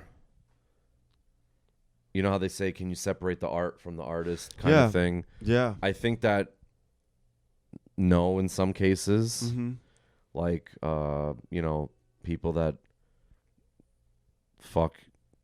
fucking, I don't know, molest children or Yeah, I mean, I have a hard pedophiles and time shit with like- that with comedians. If a comedian has done something really bad, Yeah, you have a hard time even looking at anything they've ever said Yeah. in the same light. it's You know? it's tough. It's tough, and you know what? But I mean, one of my favorite songs, like of all time, is "Jesus Walks." Yeah, I love that song. yeah. I think that's like that song helped me get through some tough times. Mm-hmm.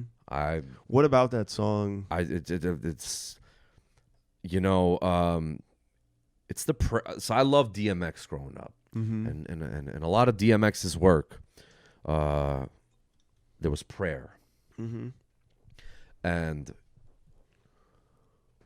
you know the fact that in Jesus Walks, like, God, show me the way because the devil's trying to break me down. It's like a prayer, and it makes you feel good. Like when you pray, you feel good. Mm-hmm. Like I've pulled myself out of many dark areas, of many dark parts of my life through prayer. Mm-hmm. And you know, that song just, you know, I love music, and music. I have music that, you know, I have like my own little playlists that are for mood music, if you will. Yeah, You know what sure, I mean? sure. And oh man, when I'm in my mode and I wanna feel my Lord's presence, Mm-hmm. you know what I mean? It's funny that song plays a part of it, and people are like, yeah, Yeah. but he curses and this and that. But yeah, you got to understand, not everybody is a saint. Yeah, Not every we're if you want to follow the religious aspect of it, Sure. we're all fucking sinners, bro. We Yeah. all do shit. We're all Yeah. as much as we try to be good, sometimes we do shit we don't realize it. So yeah, when he talks about you know, someone might jack your Lexus or you know whatever it is, you have to understand that this is a person. Mm-hmm. This is a person. Yeah. And this person is opening themselves up to their Lord, Yeah. to the Lord, and that, I Yeah. don't know. I love that song. So it's like when it comes time to talking about his music, I'm like, it's fucking unbelievable. Yeah, he says Yeah. crazy things, but you know, I'm sure that it has something to do with Yeah. his mental health, or Yeah. I don't know. Yeah. I had, like I said, I have friends, really close friends to me that, you know, no one could take away what the Jewish people have been through Mm-hmm. in history, and of course, no one wants to hear that shit. It'd be the same thing if like there was like a fucking guy saying some shit like, I'm Albanian, and there was some guy saying something about Kosovo, like, yeah, who cares about the people who died in Kosovo, the Albanians in Kosovo? I would fucking be highly offended by Yeah. that shit. You know what I mean? Yeah. Like, I'm an Yeah. Albanian. Those are any kind of people that have been fucking massacred, and Sure. it's hard, man. There's a lot in life, and it's Yeah. like, fuck, bro, why'd you say that, Yeah, I know. I agree. motherfucker? Yeah. I haven't even. Just shut the fuck up. Right. You know, and a lot of people want to hear the opinions of celebrities and public figures because they have so much influence. But I'm the kind of guy that I don't want to hear that shit from Yeah. you. You know, do your Yeah. support, donate, Yeah. help, Yeah. all no, that I stuff. agree. But, I agree. you know, Yeah. The music and the whatever the art is that you're making is what it should be about. It's kind of funny to me but too he said how crazy there's shit though. he does say He said crazy shit. crazy Yeah, be clear. Yeah, we're He said not crazy we're not shit. pro any of that. No, I'm just definitely not. But 100% not. It's interesting to me how songs, though, like there's something that's like timeless about them. You know, they like stand outside of like the artist who makes it's like they were a vehicle for something that will exist forever in a way. That's like how I like to view art and like really good stuff Yeah. that you can go back to, you know, over and it's a over time again. machine. It's like a moment, and it's like not anything that, you know, I mean, I guess with comedians it could be different, but yeah. It's funny with comedy because I love comedy. I watch, you know, a lot of the old specials. What's that guy's name? Okay, so I mean, from Eddie Murphy to Bernie Mac, who's one of my favorites ever. Yeah. Sam Kinison. Sam Kinison? I hate myself for blanking out on names. Chris Rock? Maniscalco. Sebastian Maniscalco. You know, we could go on name. Yeah. And you see the eras that a lot of these guys came from. Yeah. How comedy evolves. Sure. Like Sam Kinison, that was a completely different time. Yeah. And Eddie Murphy, that's completely different. And he was fucking crazy. Yeah. He said crazy shit. Right. You think motherfuckers are bad now. Yeah. Okay. You know what I mean? You think Dave Chappelle says crazy shit. Yeah. You know what I mean? Yeah, Like, topally.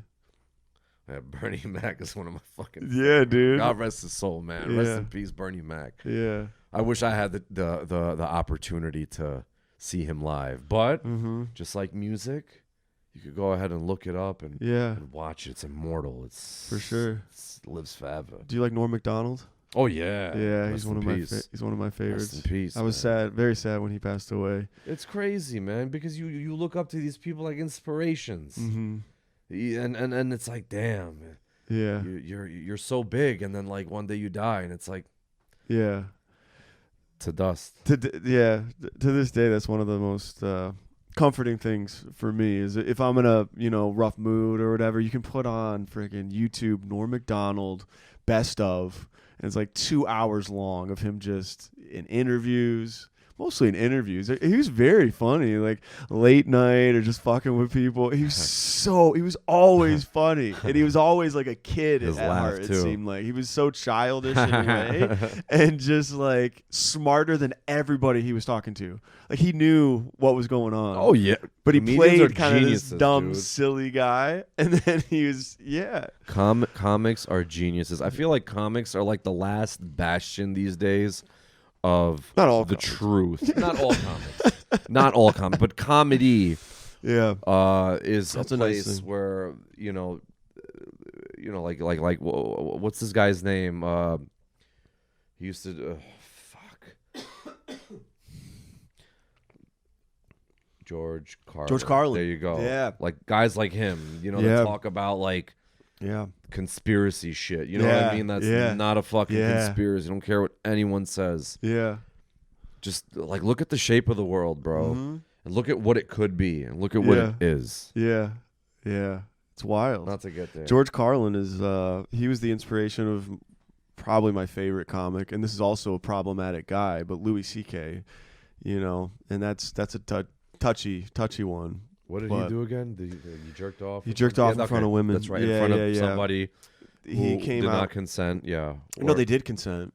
The girls did, but they felt they still Afterward. felt uncomfortable, and that he abused his position of power, I think, was the thing. Oh. And I mean, Chappelle defended him, and it's been some time, and it was around the same time as, I don't want to defend Louis C.K., but what? We don't have to be. We don't. You know what it is? People like, who do you support? You don't have to do that shit, bro. Yeah. You don't have to do that shit. Yeah. Like people are, you have to pick a side because if you what the fuck is it saying?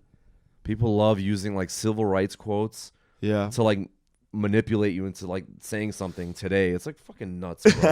I forgot what it was. I know. I feel it's so stupid. Just I don't- actually, as I'm saying it, I feel like I'm a fucking politician or something on his, because I'm worried about fucking whatever. I like Louis C.K.'s comedy. I don't know him as a human being. Yeah, bro. You could like, you know what I mean? Like, Yeah. bro, it sucks. It Yeah. sucks that I keep moving my microphone away. No, you're good, dude. It's just what the world has become. It's like, Trump or Biden? Yeah, Who that's do you a tough support? one. Do you support racism or do you support like what? No, neither. Yeah, Oh, but you voted for this one. You must be like, yeah. nuts, bro. I mean, I don't give a fuck. I'm not. Listen, you know how I look at it. If you think you could beat me up, come and say something. Yeah. If you think you could beat me up, come and say something about. I'm not worried about people on Twitter or any of that shit. You know, people. I'm not worried about that stuff. You got something to say. You know, I'm a real man. Yeah. So, dude, you mentioned prayer. Yeah. Yeah. Are you Christian? I am a Catholic. Yes, You're I'm a Catholic. Christian. I'm a Catholic, but I have my own personal relationship with God, Yeah. and Are you open to talking about it? yeah, of Yeah. course, absolutely, absolutely. Because I asked the question. I mean, I ask yeah, sometimes these interviews get serious because, because I was brought up very religious, and I'm still formulating like what my relationship with God is. And to be honest, the brand of religion that I was brought up in, it served, like it helped me, and I prayed a lot, and I had this perspective of it, and it shifted pretty drastically like as I got older, because I still felt lost and like unhappy, and then when I started doing comedy, like you said about the Jesus Walk song, how when he's cursing, well, that's not Christian by the book. So like I have a lot of relationships in my life with people from home, who don't know what to make of comedy. When you're talking about really vulgar things, you're talking about sex, you're talking about, all this stuff. They don't know what to make of it. They don't talk about it. They don't whatever. And like in formulating, like, what do I make of this? Like, I've never, when I started doing comedy, like I was like happier than I'd ever been. And like, I felt alive. I felt like I was doing what I wanted to do.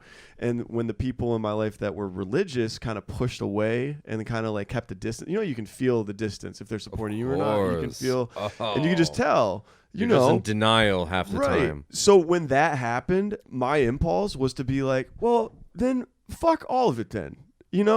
What does that say about the validity of the belief system if they can't handle or integrate any, like they're not even open to it?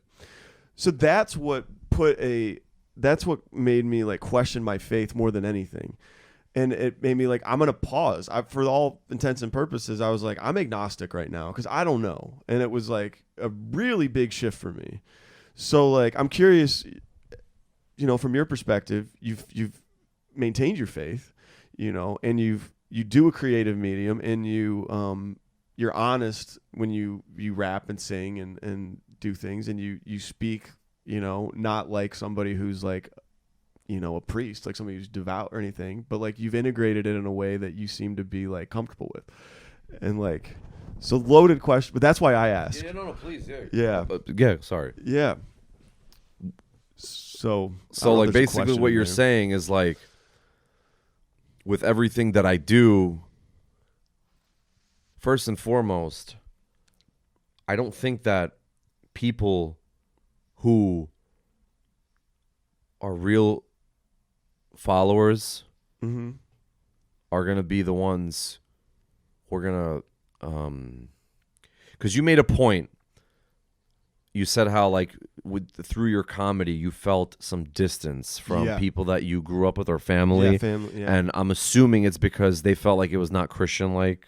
I think that was why. There was no communication. So. Right. Well, I'm no stranger to non-Christian things. For one, I'm engaged to a Muslim woman. And she is not going to convert. Yeah. Don't want her to. I don't believe that people should change something that they've known their Yeah. whole life. That wasn't even a fucking question or a discussion. It was just like, Mm-hmm. I want to, raise the kids in my way. Yeah. And she was like, okay, we can make that work. I'm like, oh, okay, great. Okay. So that's pretty unchristian of me, marrying a non-Christian, according to Christians who don't know anything about being a Christian, Right. except for how to judge, which is Right. not a Christian Right. value in the first place. Right.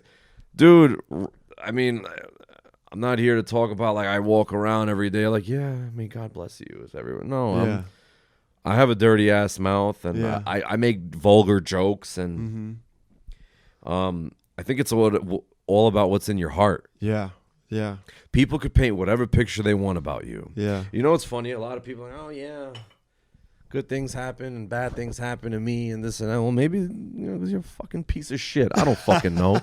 For me, when it comes to like your faith, my faith is for me. I talk about it, but I'm not like David. The Lord sent me here today. I'm not doing that. I'm talking about my personal journey, my experience with it. You know what I mean? Yeah. Yeah. So listen, as long as you don't hurt people, Yeah. do anything to hurt people, Yeah. You know, willingly. Sometimes people get hurt for no reason. I can't. I'm not like I said earlier. I'm not responsible because my happiness hurts you. You're just you gotta do something with those devils inside of you. You know. Yeah. But yeah, why the fuck would anybody be like against us because we are a comic or we are a musician or we are an actor or that's just crazy to me. I don't know. And the fact that you said at a certain point in your life it made you feel like fuck it all, like because man, that's just other people. Yeah. That's not God. You know what I mean? Yeah. It's not. That's other people being like, if you read the Bible, bro, throughout the entire Bible, the chosen people in the Bible turned away from God many times. Yeah. And didn't follow God. Yeah. And this and that, but God never gave up. You know what I mean? Mm-hmm. And I look at it the same way. Like for like my life, like I've been parts of my life where I'm like, I don't believe in God. Yeah. God forgive me. There's no God. God Yeah. forgive me. You know what I mean? Like stuff like that. I've been there. Like when I lost my brother, I'm like, why the fuck? What? Oh, people say, oh, it's written. Everything is written. What the fuck? It's like when a baby dies. Yeah. What the fuck was written about that? Yeah. But we don't understand these things. Right. You know what I mean? Mm-hmm. Like, what if this is hell? Yeah. What if this is, not hell? What if this is like like a purgatory or something like that? This can't be. I mean, could be hell. It could be hell. Fucking cost me $36 to get to work today. Yeah, that's pretty. It's getting pretty religious here. I know. I'm not gonna let other people affect my faith, and I'm not gonna let other people tell me about how I'm to believe and what my relationship with the Lord should be. Yeah, that's between me and the Lord. Yeah, you know what I mean. What you got going on is what you got going on. Notice though, I don't say anything about you, except for the fact that you may be judgmental. Because in my experience, some of the most judgmental people are the ones that are always at church. Yeah. And not to say that it's all of them, but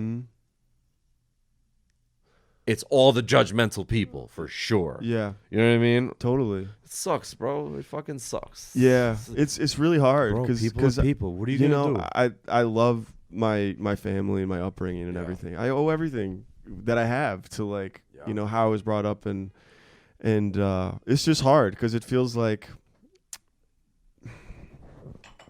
judgmental people. I do feel it at church. I don't go very much at all anymore. And when I do, neither do I. Yeah, when I do go, there was a comic who had a joke. I really liked it. He has a Netflix special, and he said at church it's coworker vibes. He gets that. Like, isn't that That's funny? good. Isn't that funny? That's you good. feel like you're at the office. I just thought about that for a second. Like, yeah. Yeah. And it's like you kind of, you're dressed up and you're trying to look, proper for the Lord. And you feel like there's a level of superficiality to it where it's like, what are we really talking about here? What are we doing, dude? Like that's how I feel when I go to church now. I'm like, what are we doing, dude? I like feel the lessons a little bit. And I don't want to project or judge. Like, I don't know what their lives are like. Maybe they're extremely fulfilled, but that wasn't my gut. My gut was like, there's maybe more that they could be doing. I don't know.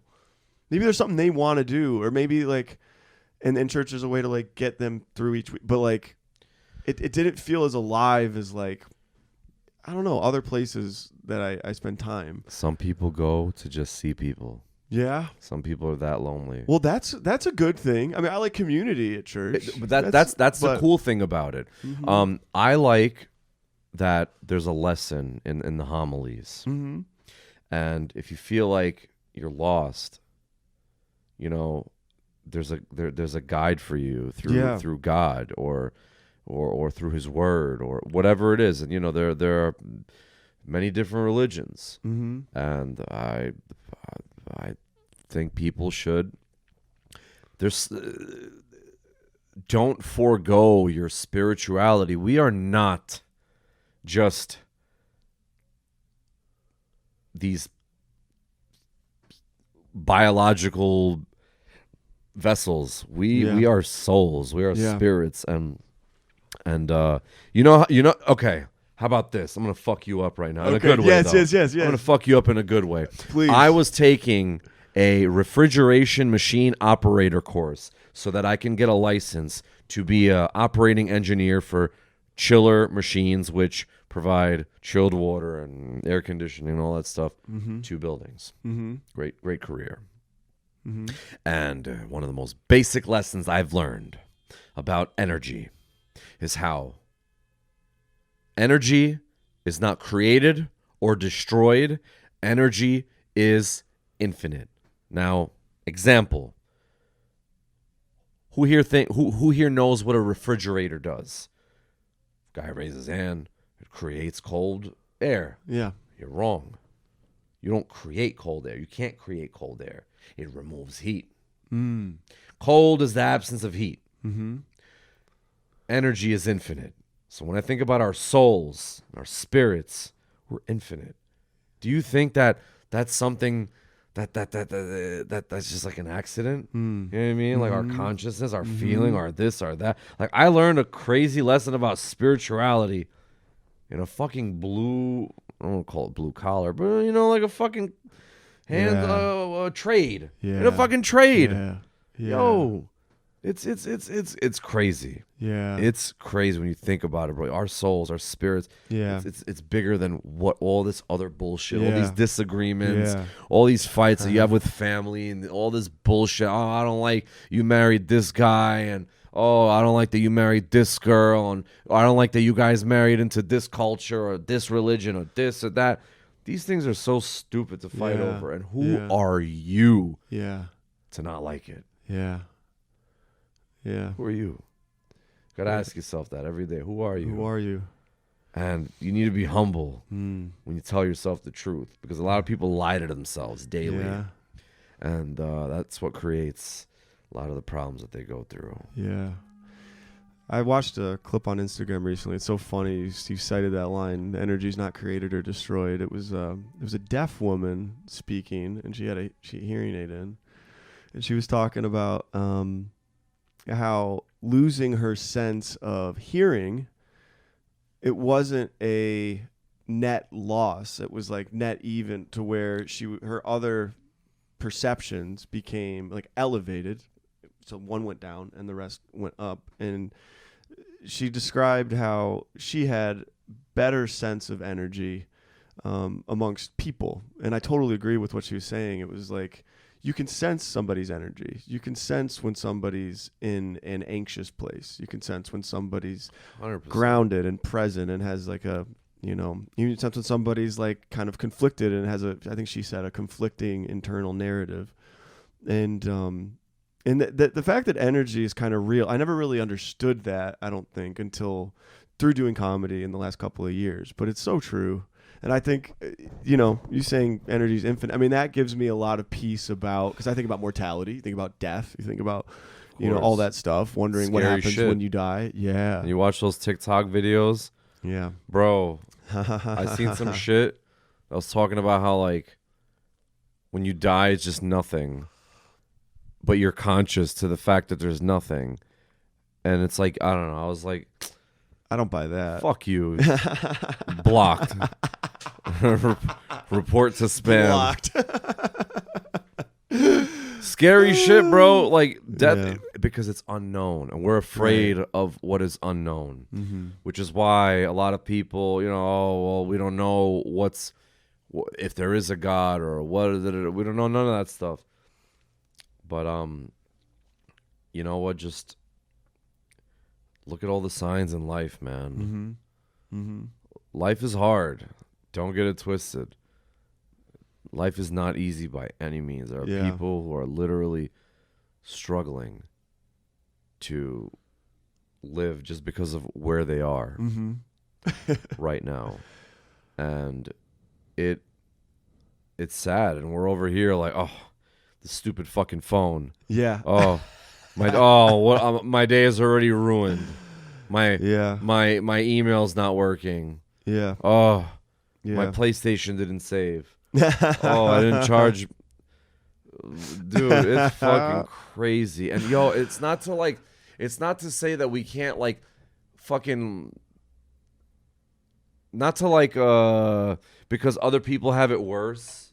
It's like it's like to say, oh, like let's say I was like talking about what I went through with my dad, and you're like, oh, but shit, that's nothing. My dad, you know what I mean? It's like, yeah everybody may have it worse. It's not a contest. Everybody has it hard. It's just kind of fucking just being alive is hard. Just being a human. You know how many times I said to myself, like, sometimes, like, why was I born? I wish I wasn't born. Yeah. I've thought that. I've had thoughts where, like, I wish I wasn't alive. This is hard. Yeah. Like, it would be so much easier if I didn't have to live anymore. Right. I've been in those dark moments. And Everybody I was saved by what I mean, you see celebrities commit suicide every year. You see the most affluent people, because everybody, you got to answer that question of like the existential question of like, why are you here? What is the point of this? And if you make the wrong, it's not easy, bro. You can't even talk about it. Yeah, because where do you start? Where do you begin? Right. I can. Okay, we're almost an hour and a half in. We can start winding down, I think. Yeah. How you doing on time? I'm good. You're good? I'm good, man. Okay. Well, I shift to a lighter thing, lighter topic. Go to a lighter topic. What's your favorite thing to do in the world besides music? Maybe it's not music. What's your favorite thing to do? I love going to the beach. The beach. I love going to the beach. I love laying down. I love sitting in my chair. I bought this like little tent. And you could put it together in like 5 seconds. It's like it closes. It closes and opens. That's weird. But I bought it at LLB and it was like $150. I bought it. So it's like a beach chair with an enclosure over the top? No, it's like a whole fucking tent, dude. It could fit like 4 people in it. Holy shit. Yeah. You bring that shit to the beach? And Hell then yeah. I lay down in it. Dude. I would love that. So does it protect from the sun? Everything. I like the sun though. I'm one of those. I don't do sunscreen. You don't? I don't do sunscreen. Holy shit! I gotta do sunscreen or I'll burn alive. No, I don't do sunscreen. I just go in the sun. I let it do its thing. People are gonna be like, fucking idiot. Yeah, sunscreen, cancer, whatever, bro. What were we doing before sunscreen? Yeah. I love the beach. I love being in a I love seeing like beautiful, like nature. You know what I mean? Yeah. So.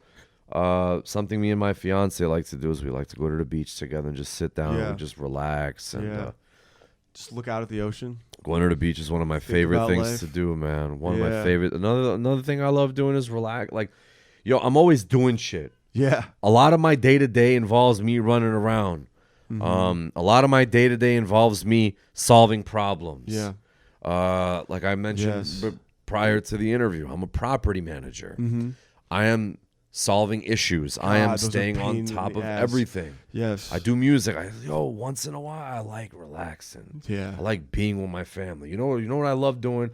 Sitting at a nice fucking table in my backyard and we're all sitting around the table and I got some watermelon, I got some cantaloupe, and I got some this and I got some that. Yeah. And we're just fucking chilling, bro. Yeah. I love smoking cigars. Yeah.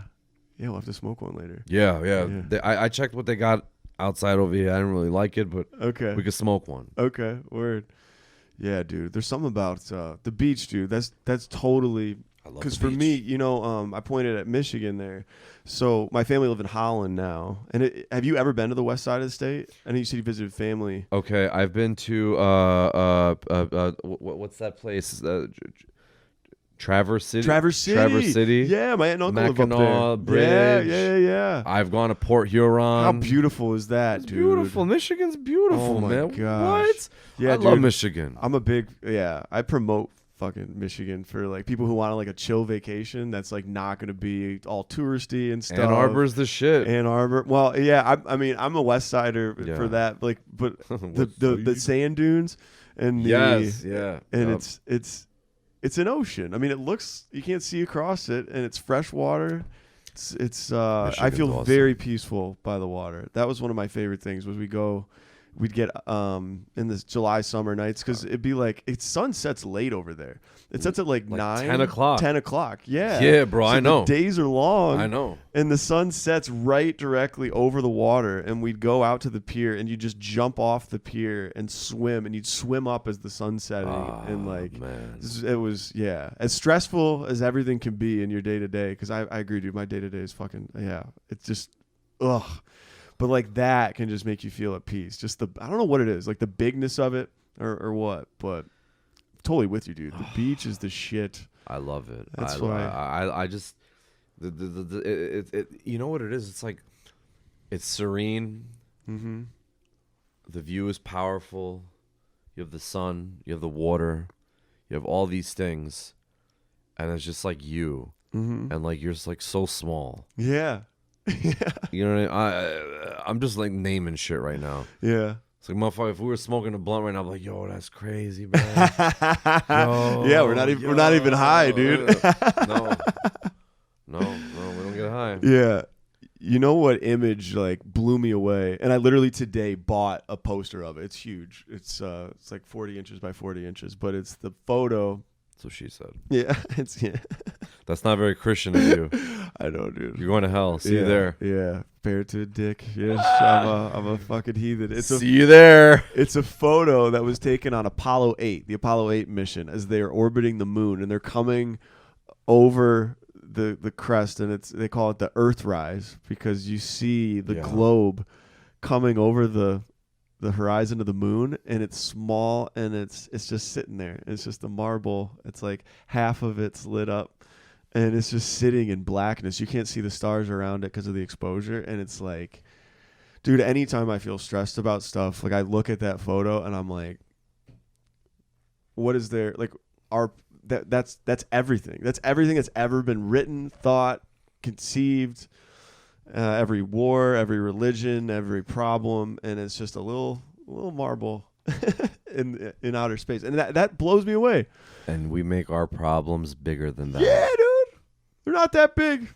I failed my test. My life is over. Yeah. But you know what? Dude. It's hard, man. We are wired in certain ways from our childhood. We need to show each other more compassion. Yeah.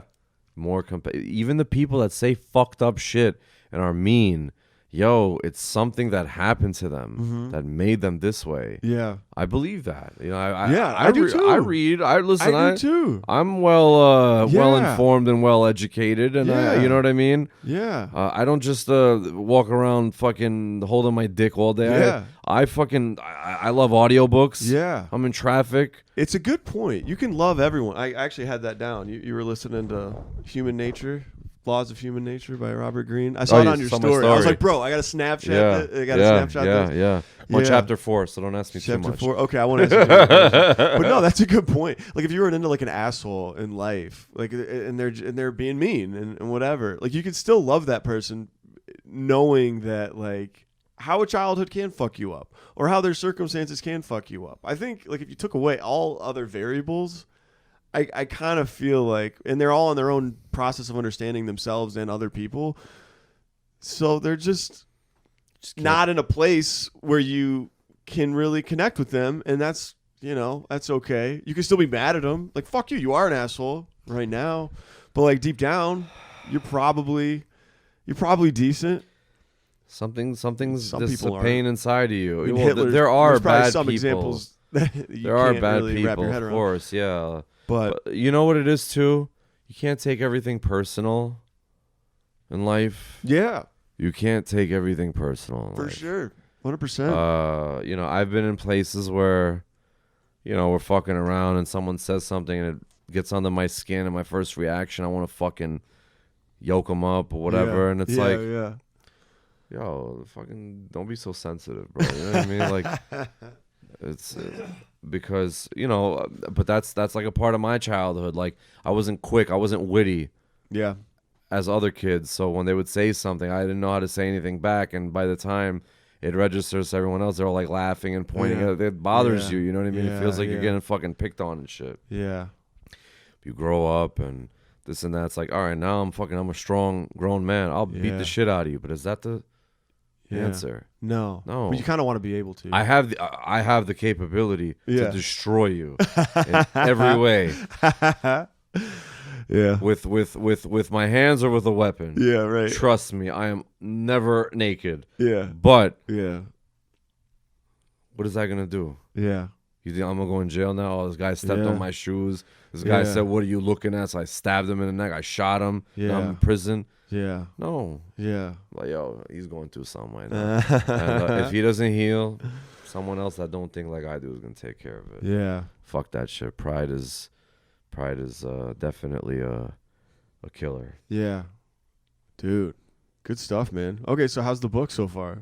It's Laws good. of Human Nature? It's good. It's good. I'm learning about, like, first and foremost, taking things personally. Yeah, okay. That was in there. That was definitely in there. Talking about like the different types of people. Like, you have the people that need to, like, be in control of everything. The hyper perfectionist. Yeah. The savior. Yeah. The people that the person needs to heal you, or the control freak, and like how a lot of things are rooted in control and this and that. It's a lot, dude. And it's like as these personalities are being revealed in the chapters, were you thinking, "Oh fuck, I know that guy," or I know I've met people in my life that are these people. Every personality I thought of a person or persons, and I'm like, oh, I have that quality. And then you see it in yourself too. Of course, absolutely. Yeah. And you know what? You have to reflect on yourself. Yeah. And you can't.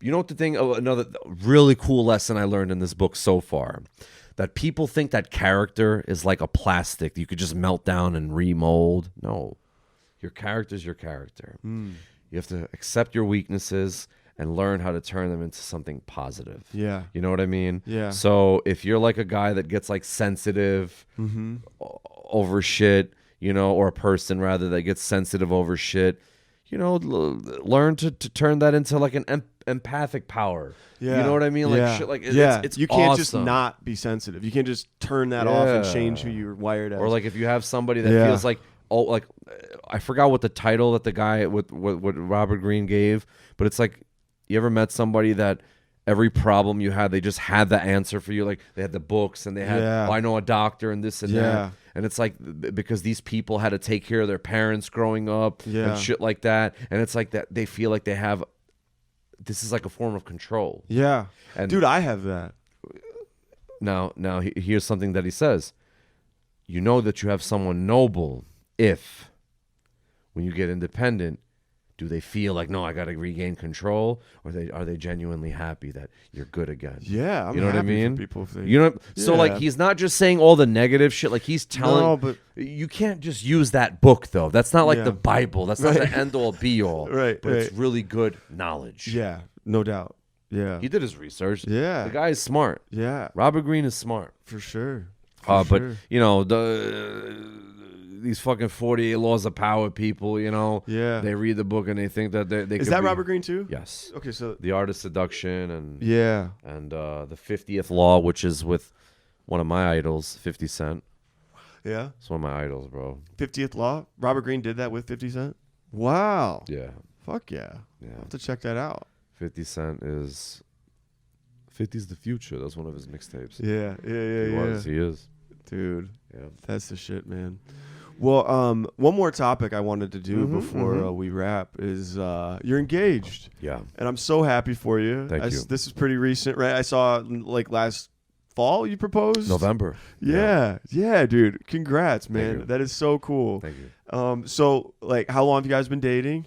Little over like a year and change, but we talked for like a good year-ish. As friends before. I've known her. We've chit-chat here and there. Yeah. Well, I think it's great. I mean, whenever I see, one of my friends get engaged, I'm like, dude, that's so cool.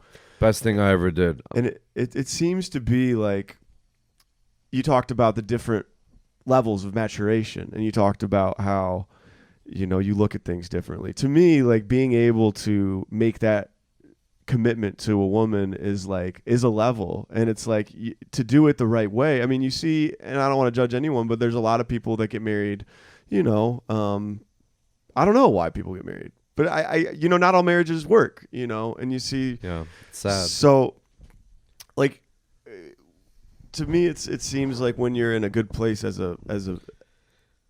I could never get married unless I was in a good place for myself. Yeah. So, like, could you talk to me how you got to that place to where you proposed and you met the right girl, and like how dating had been maybe before that, like in your 20s?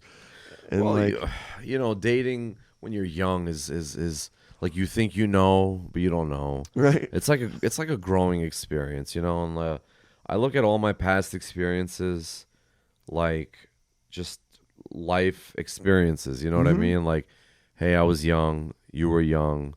Yeah. We helped each other learn something, and that was our life experience. You move on. Mm-hmm.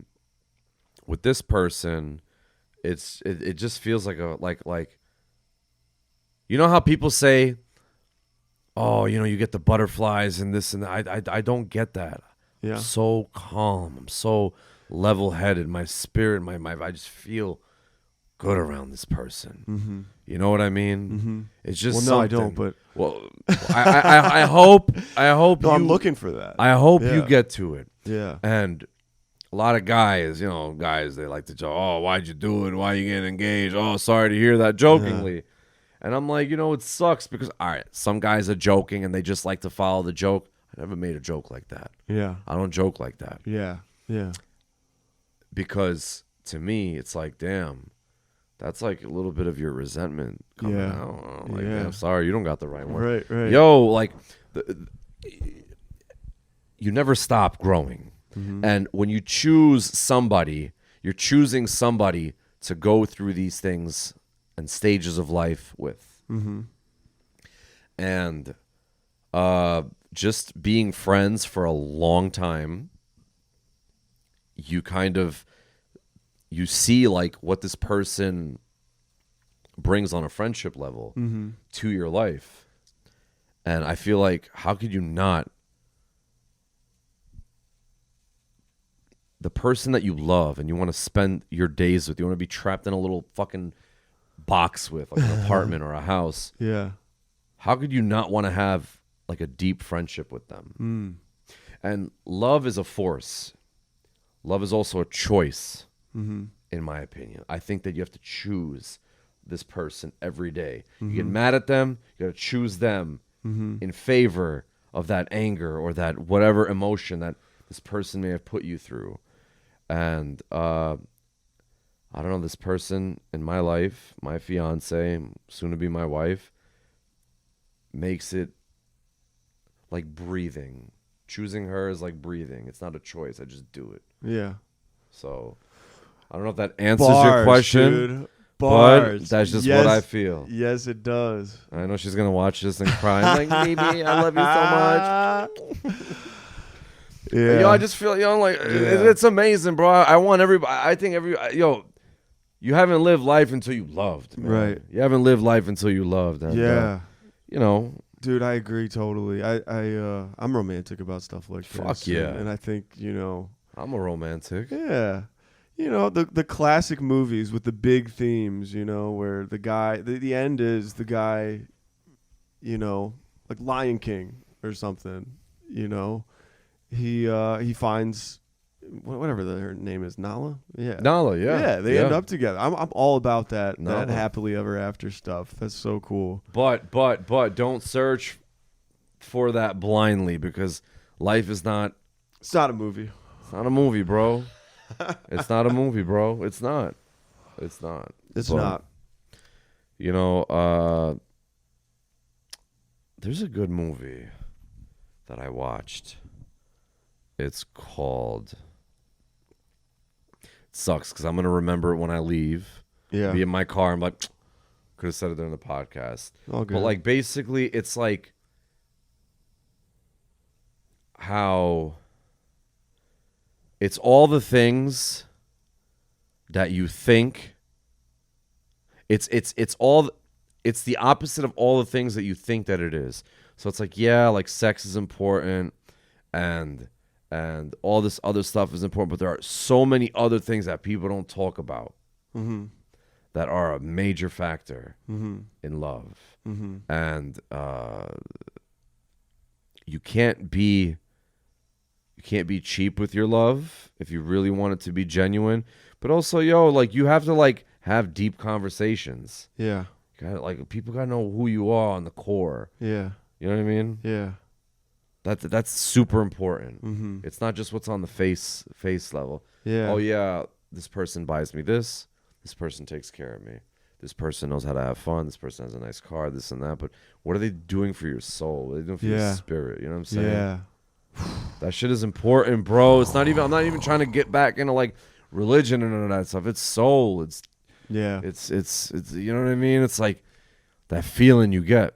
And I hope people experience that feeling. And if they're in a space where they're not feeling that feeling, I hope that they do. And if they're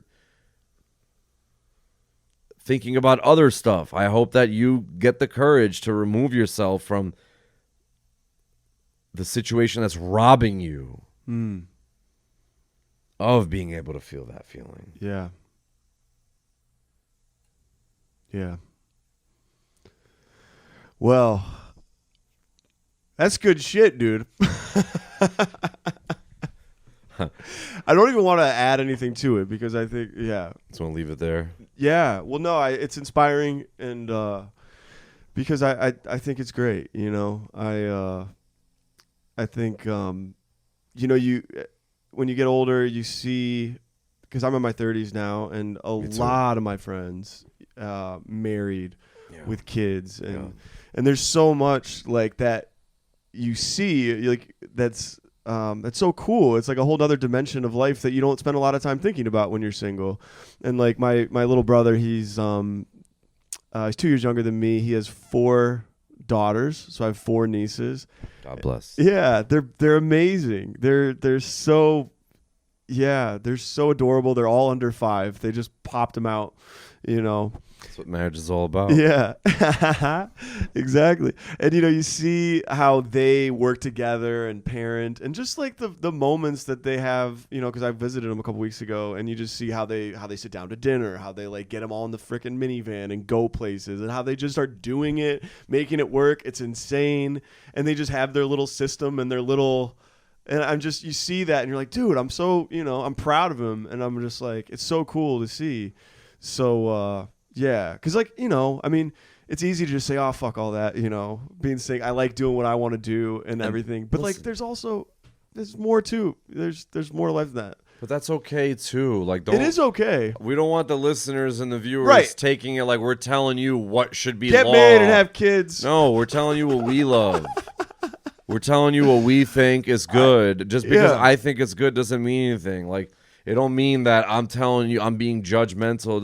You know what I mean? I'm just saying, like, this is my view, bro. No, there's a beauty in that. I mean, there's a beauty in all different kinds of lives and stuff. But I just think everybody's views are beautiful. It's not necessarily popular to say necessarily, like in bro that you want that. Like my first thing I say, if I'm on a date and I'm like, you know, I'm one of the first things I told my now fiance, I want children. I want to get married in a church, and I want children. I want to get married. And I said, and I want to raise my kids in the same faith as like me. Mm-hmm. You think about that, and we have no attachment with each other. Yeah. People say, oh, it's so early to talk about that. Bro, why would you wait until you're in love and it fucking hurts? Yeah. I'm going to tell you right now. That's a good point. Oh, well, you know what? I don't think that's the life for me. Well, have a nice day. Do you want to fuck? No. We still fuck, yeah, but yeah. You know what I'm trying to say? No, I totally do.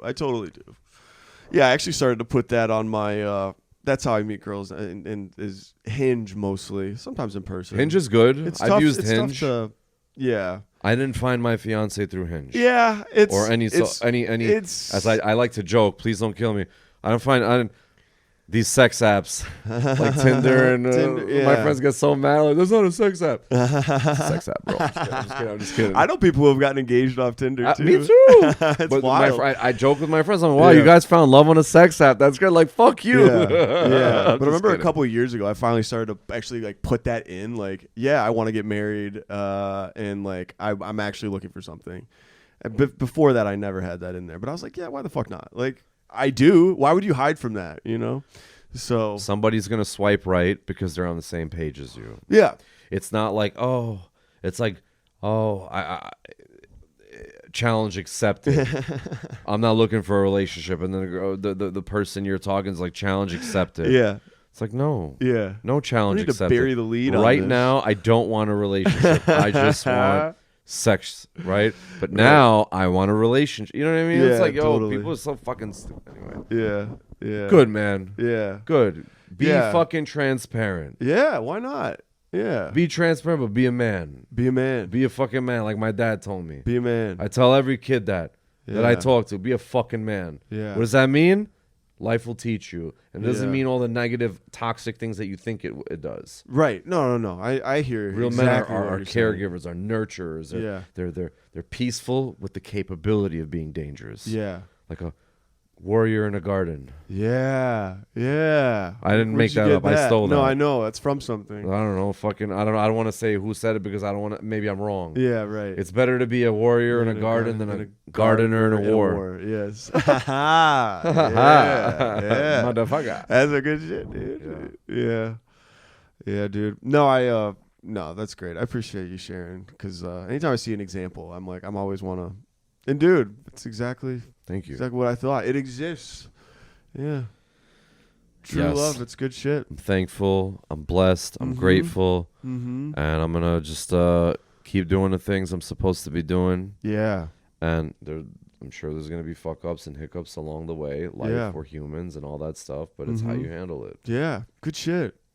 Well, Thank dude, we can wrap here soon. What are you working on? What's new from a music art standpoint? You got anything film? Like I saw you Yeah. did a Star Wars fan movie Yeah. at the Puerto Rican Film Festival. Heritage Yeah, Film Puerto Rican Festival. Jeritage Film Festival. Dark of the Storm. Shout out to them. Yeah, that was a fan film with me and one of my best friends, Adam Gonzalez, and Jose Traverso. Right now we're working on a bunch of stuff. I don't know if you saw recently, we did a little camera test, and I performed a little bit of The Raven by Edgar Allan Poe. Woo! We're working on an Edgar Allan Poe biopic. Holy shit! So okay, in your filmmaking stuff, Yeah. what role are you playing in the filmmaking? Are you editing, directing? I'm writing, I'm Writing. producing, and I'm acting. Wow. From the directing standpoint, like, I'm in the mix, Mm-hmm. but I'm learning. I'm more of an apprentice. Like, my boy, Adam, is he's a genius. Yeah. And I just watch. I like to be a student. Yeah. You know what I mean? But I learn things. One day, I'll have my own. I'm working on music. I was really sick like a month ago. Like, not sick, but I just had this like pneumonia or some shit. I don't know, something with my lungs. I'm an asthmatic. And I was coughing my fucking brains out, bro. And I started taking some medicine, and now I'm good. But that stopped me from recording. I can't be fucking spending. I have a full blown setup at home, but for some, like when I want to like bang like 4 or 5 songs in a session, I'm gonna go to an engineer and be in the zone. I'm not gonna pay that kind of money. And Yeah. Now I'm feeling great. I'm gonna get back in the studio. I got some shit I got to talk about.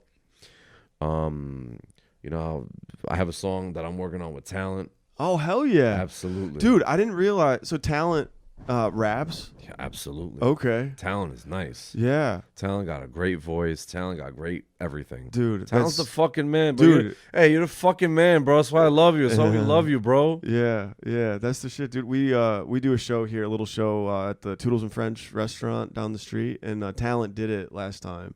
I didn't get a chance to talk to him much, but he was our headliner. He killed. He's a beast, dude. Dude, he's awesome. He's a beast. Yeah. Okay, that's cool, man. So if people want to find your stuff, all your Instagram is going to be linked like below in the video and and everything. You could just type in my government name. I use my government. It's kind of tough to do that nowadays because of like, you work a professional job. But just a disclaimer, my opinions and my views are my own. Safe place here, bro. My retweets are not endorsements. I just, I joke. My social media, I joke a lot, and I see stupid shit retweeted, make a stupid ass comment, whatever. I don't mean any of it. I jokes and lies. Yeah. But when it comes to my music and my stuff, Gezim Camaj, GEZIM It's my full name. My name means happy, by the way. Fitting. It'll be in the fucking caption, but most of my social media's Zimfinite. Yeah. That's a fucking dope name, bro. Yeah. Feel me? Yeah. You got everything? You got TikTok? I got a TikTok. YouTube channel? Of course, YouTube. Yeah. YouTube is the #1 platform on earth. Yeah. All my music is everywhere. Amazon, Spotify, Tidal. It's wherever you listen to music, it's there. Mm-hmm. I love Audio Mac because of the special moment it gave me by allowing me the opportunity to submit my song and be recognized by one of my fucking favorites ever. Yeah.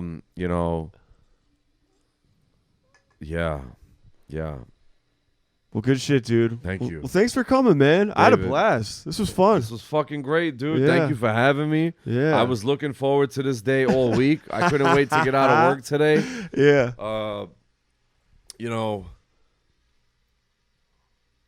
Anything good to eat in this area? Let's go grab a fucking bite, dude. There's a fucking... I saw there's some Japanese and ramen and all this stuff. Yeah, there's food truck. I need to get the food truck. But we can get food. There's tons of restaurants. Let's sit down. Let's sit down. Let's sit down, Yeah. Let's relax. All right. Well, we're going to go eat. We're going to go eat. David, thank you. He's fucking hilarious, by the way. I'm sure you know because you're going to be watching this video. He saw one roast of Alexis and me, and it was a shit show. But it was fun, dude. Yo, they kept calling me out. I was sitting in the front, like the Albanian here. I loved it. I love it. People were like, I love that shit. That's why I go to a comedy show. Yeah. Like, I've seen people get mad and offended. Like, go home, you little... I'm forgetting my... art of psychology or the laws of human nature. Yeah. But yeah. All right, dude. Well, thanks for doing it, man. Check him out, dude. Thank you. Yeah, I forgot to mention my favorite song, the pretty little thing. Pretty little thing from the Bronx. Independent woman, and she knows what she wants. Yeah, it's the shit. Soul full of soul. We'll plug it at the intro and stuff. Yeah, sure. Yeah. But thanks, man. Stay tuned for the new stuff, man. I got some crazy shit coming, bro. All right. Sounds good. All right. Thanks for listening, everybody. See you next time. Once that deal is done. Once that deal is done. Ain't got no more boats to run. Once that deal is done. Ain't got no boats to run. Once that deal is done.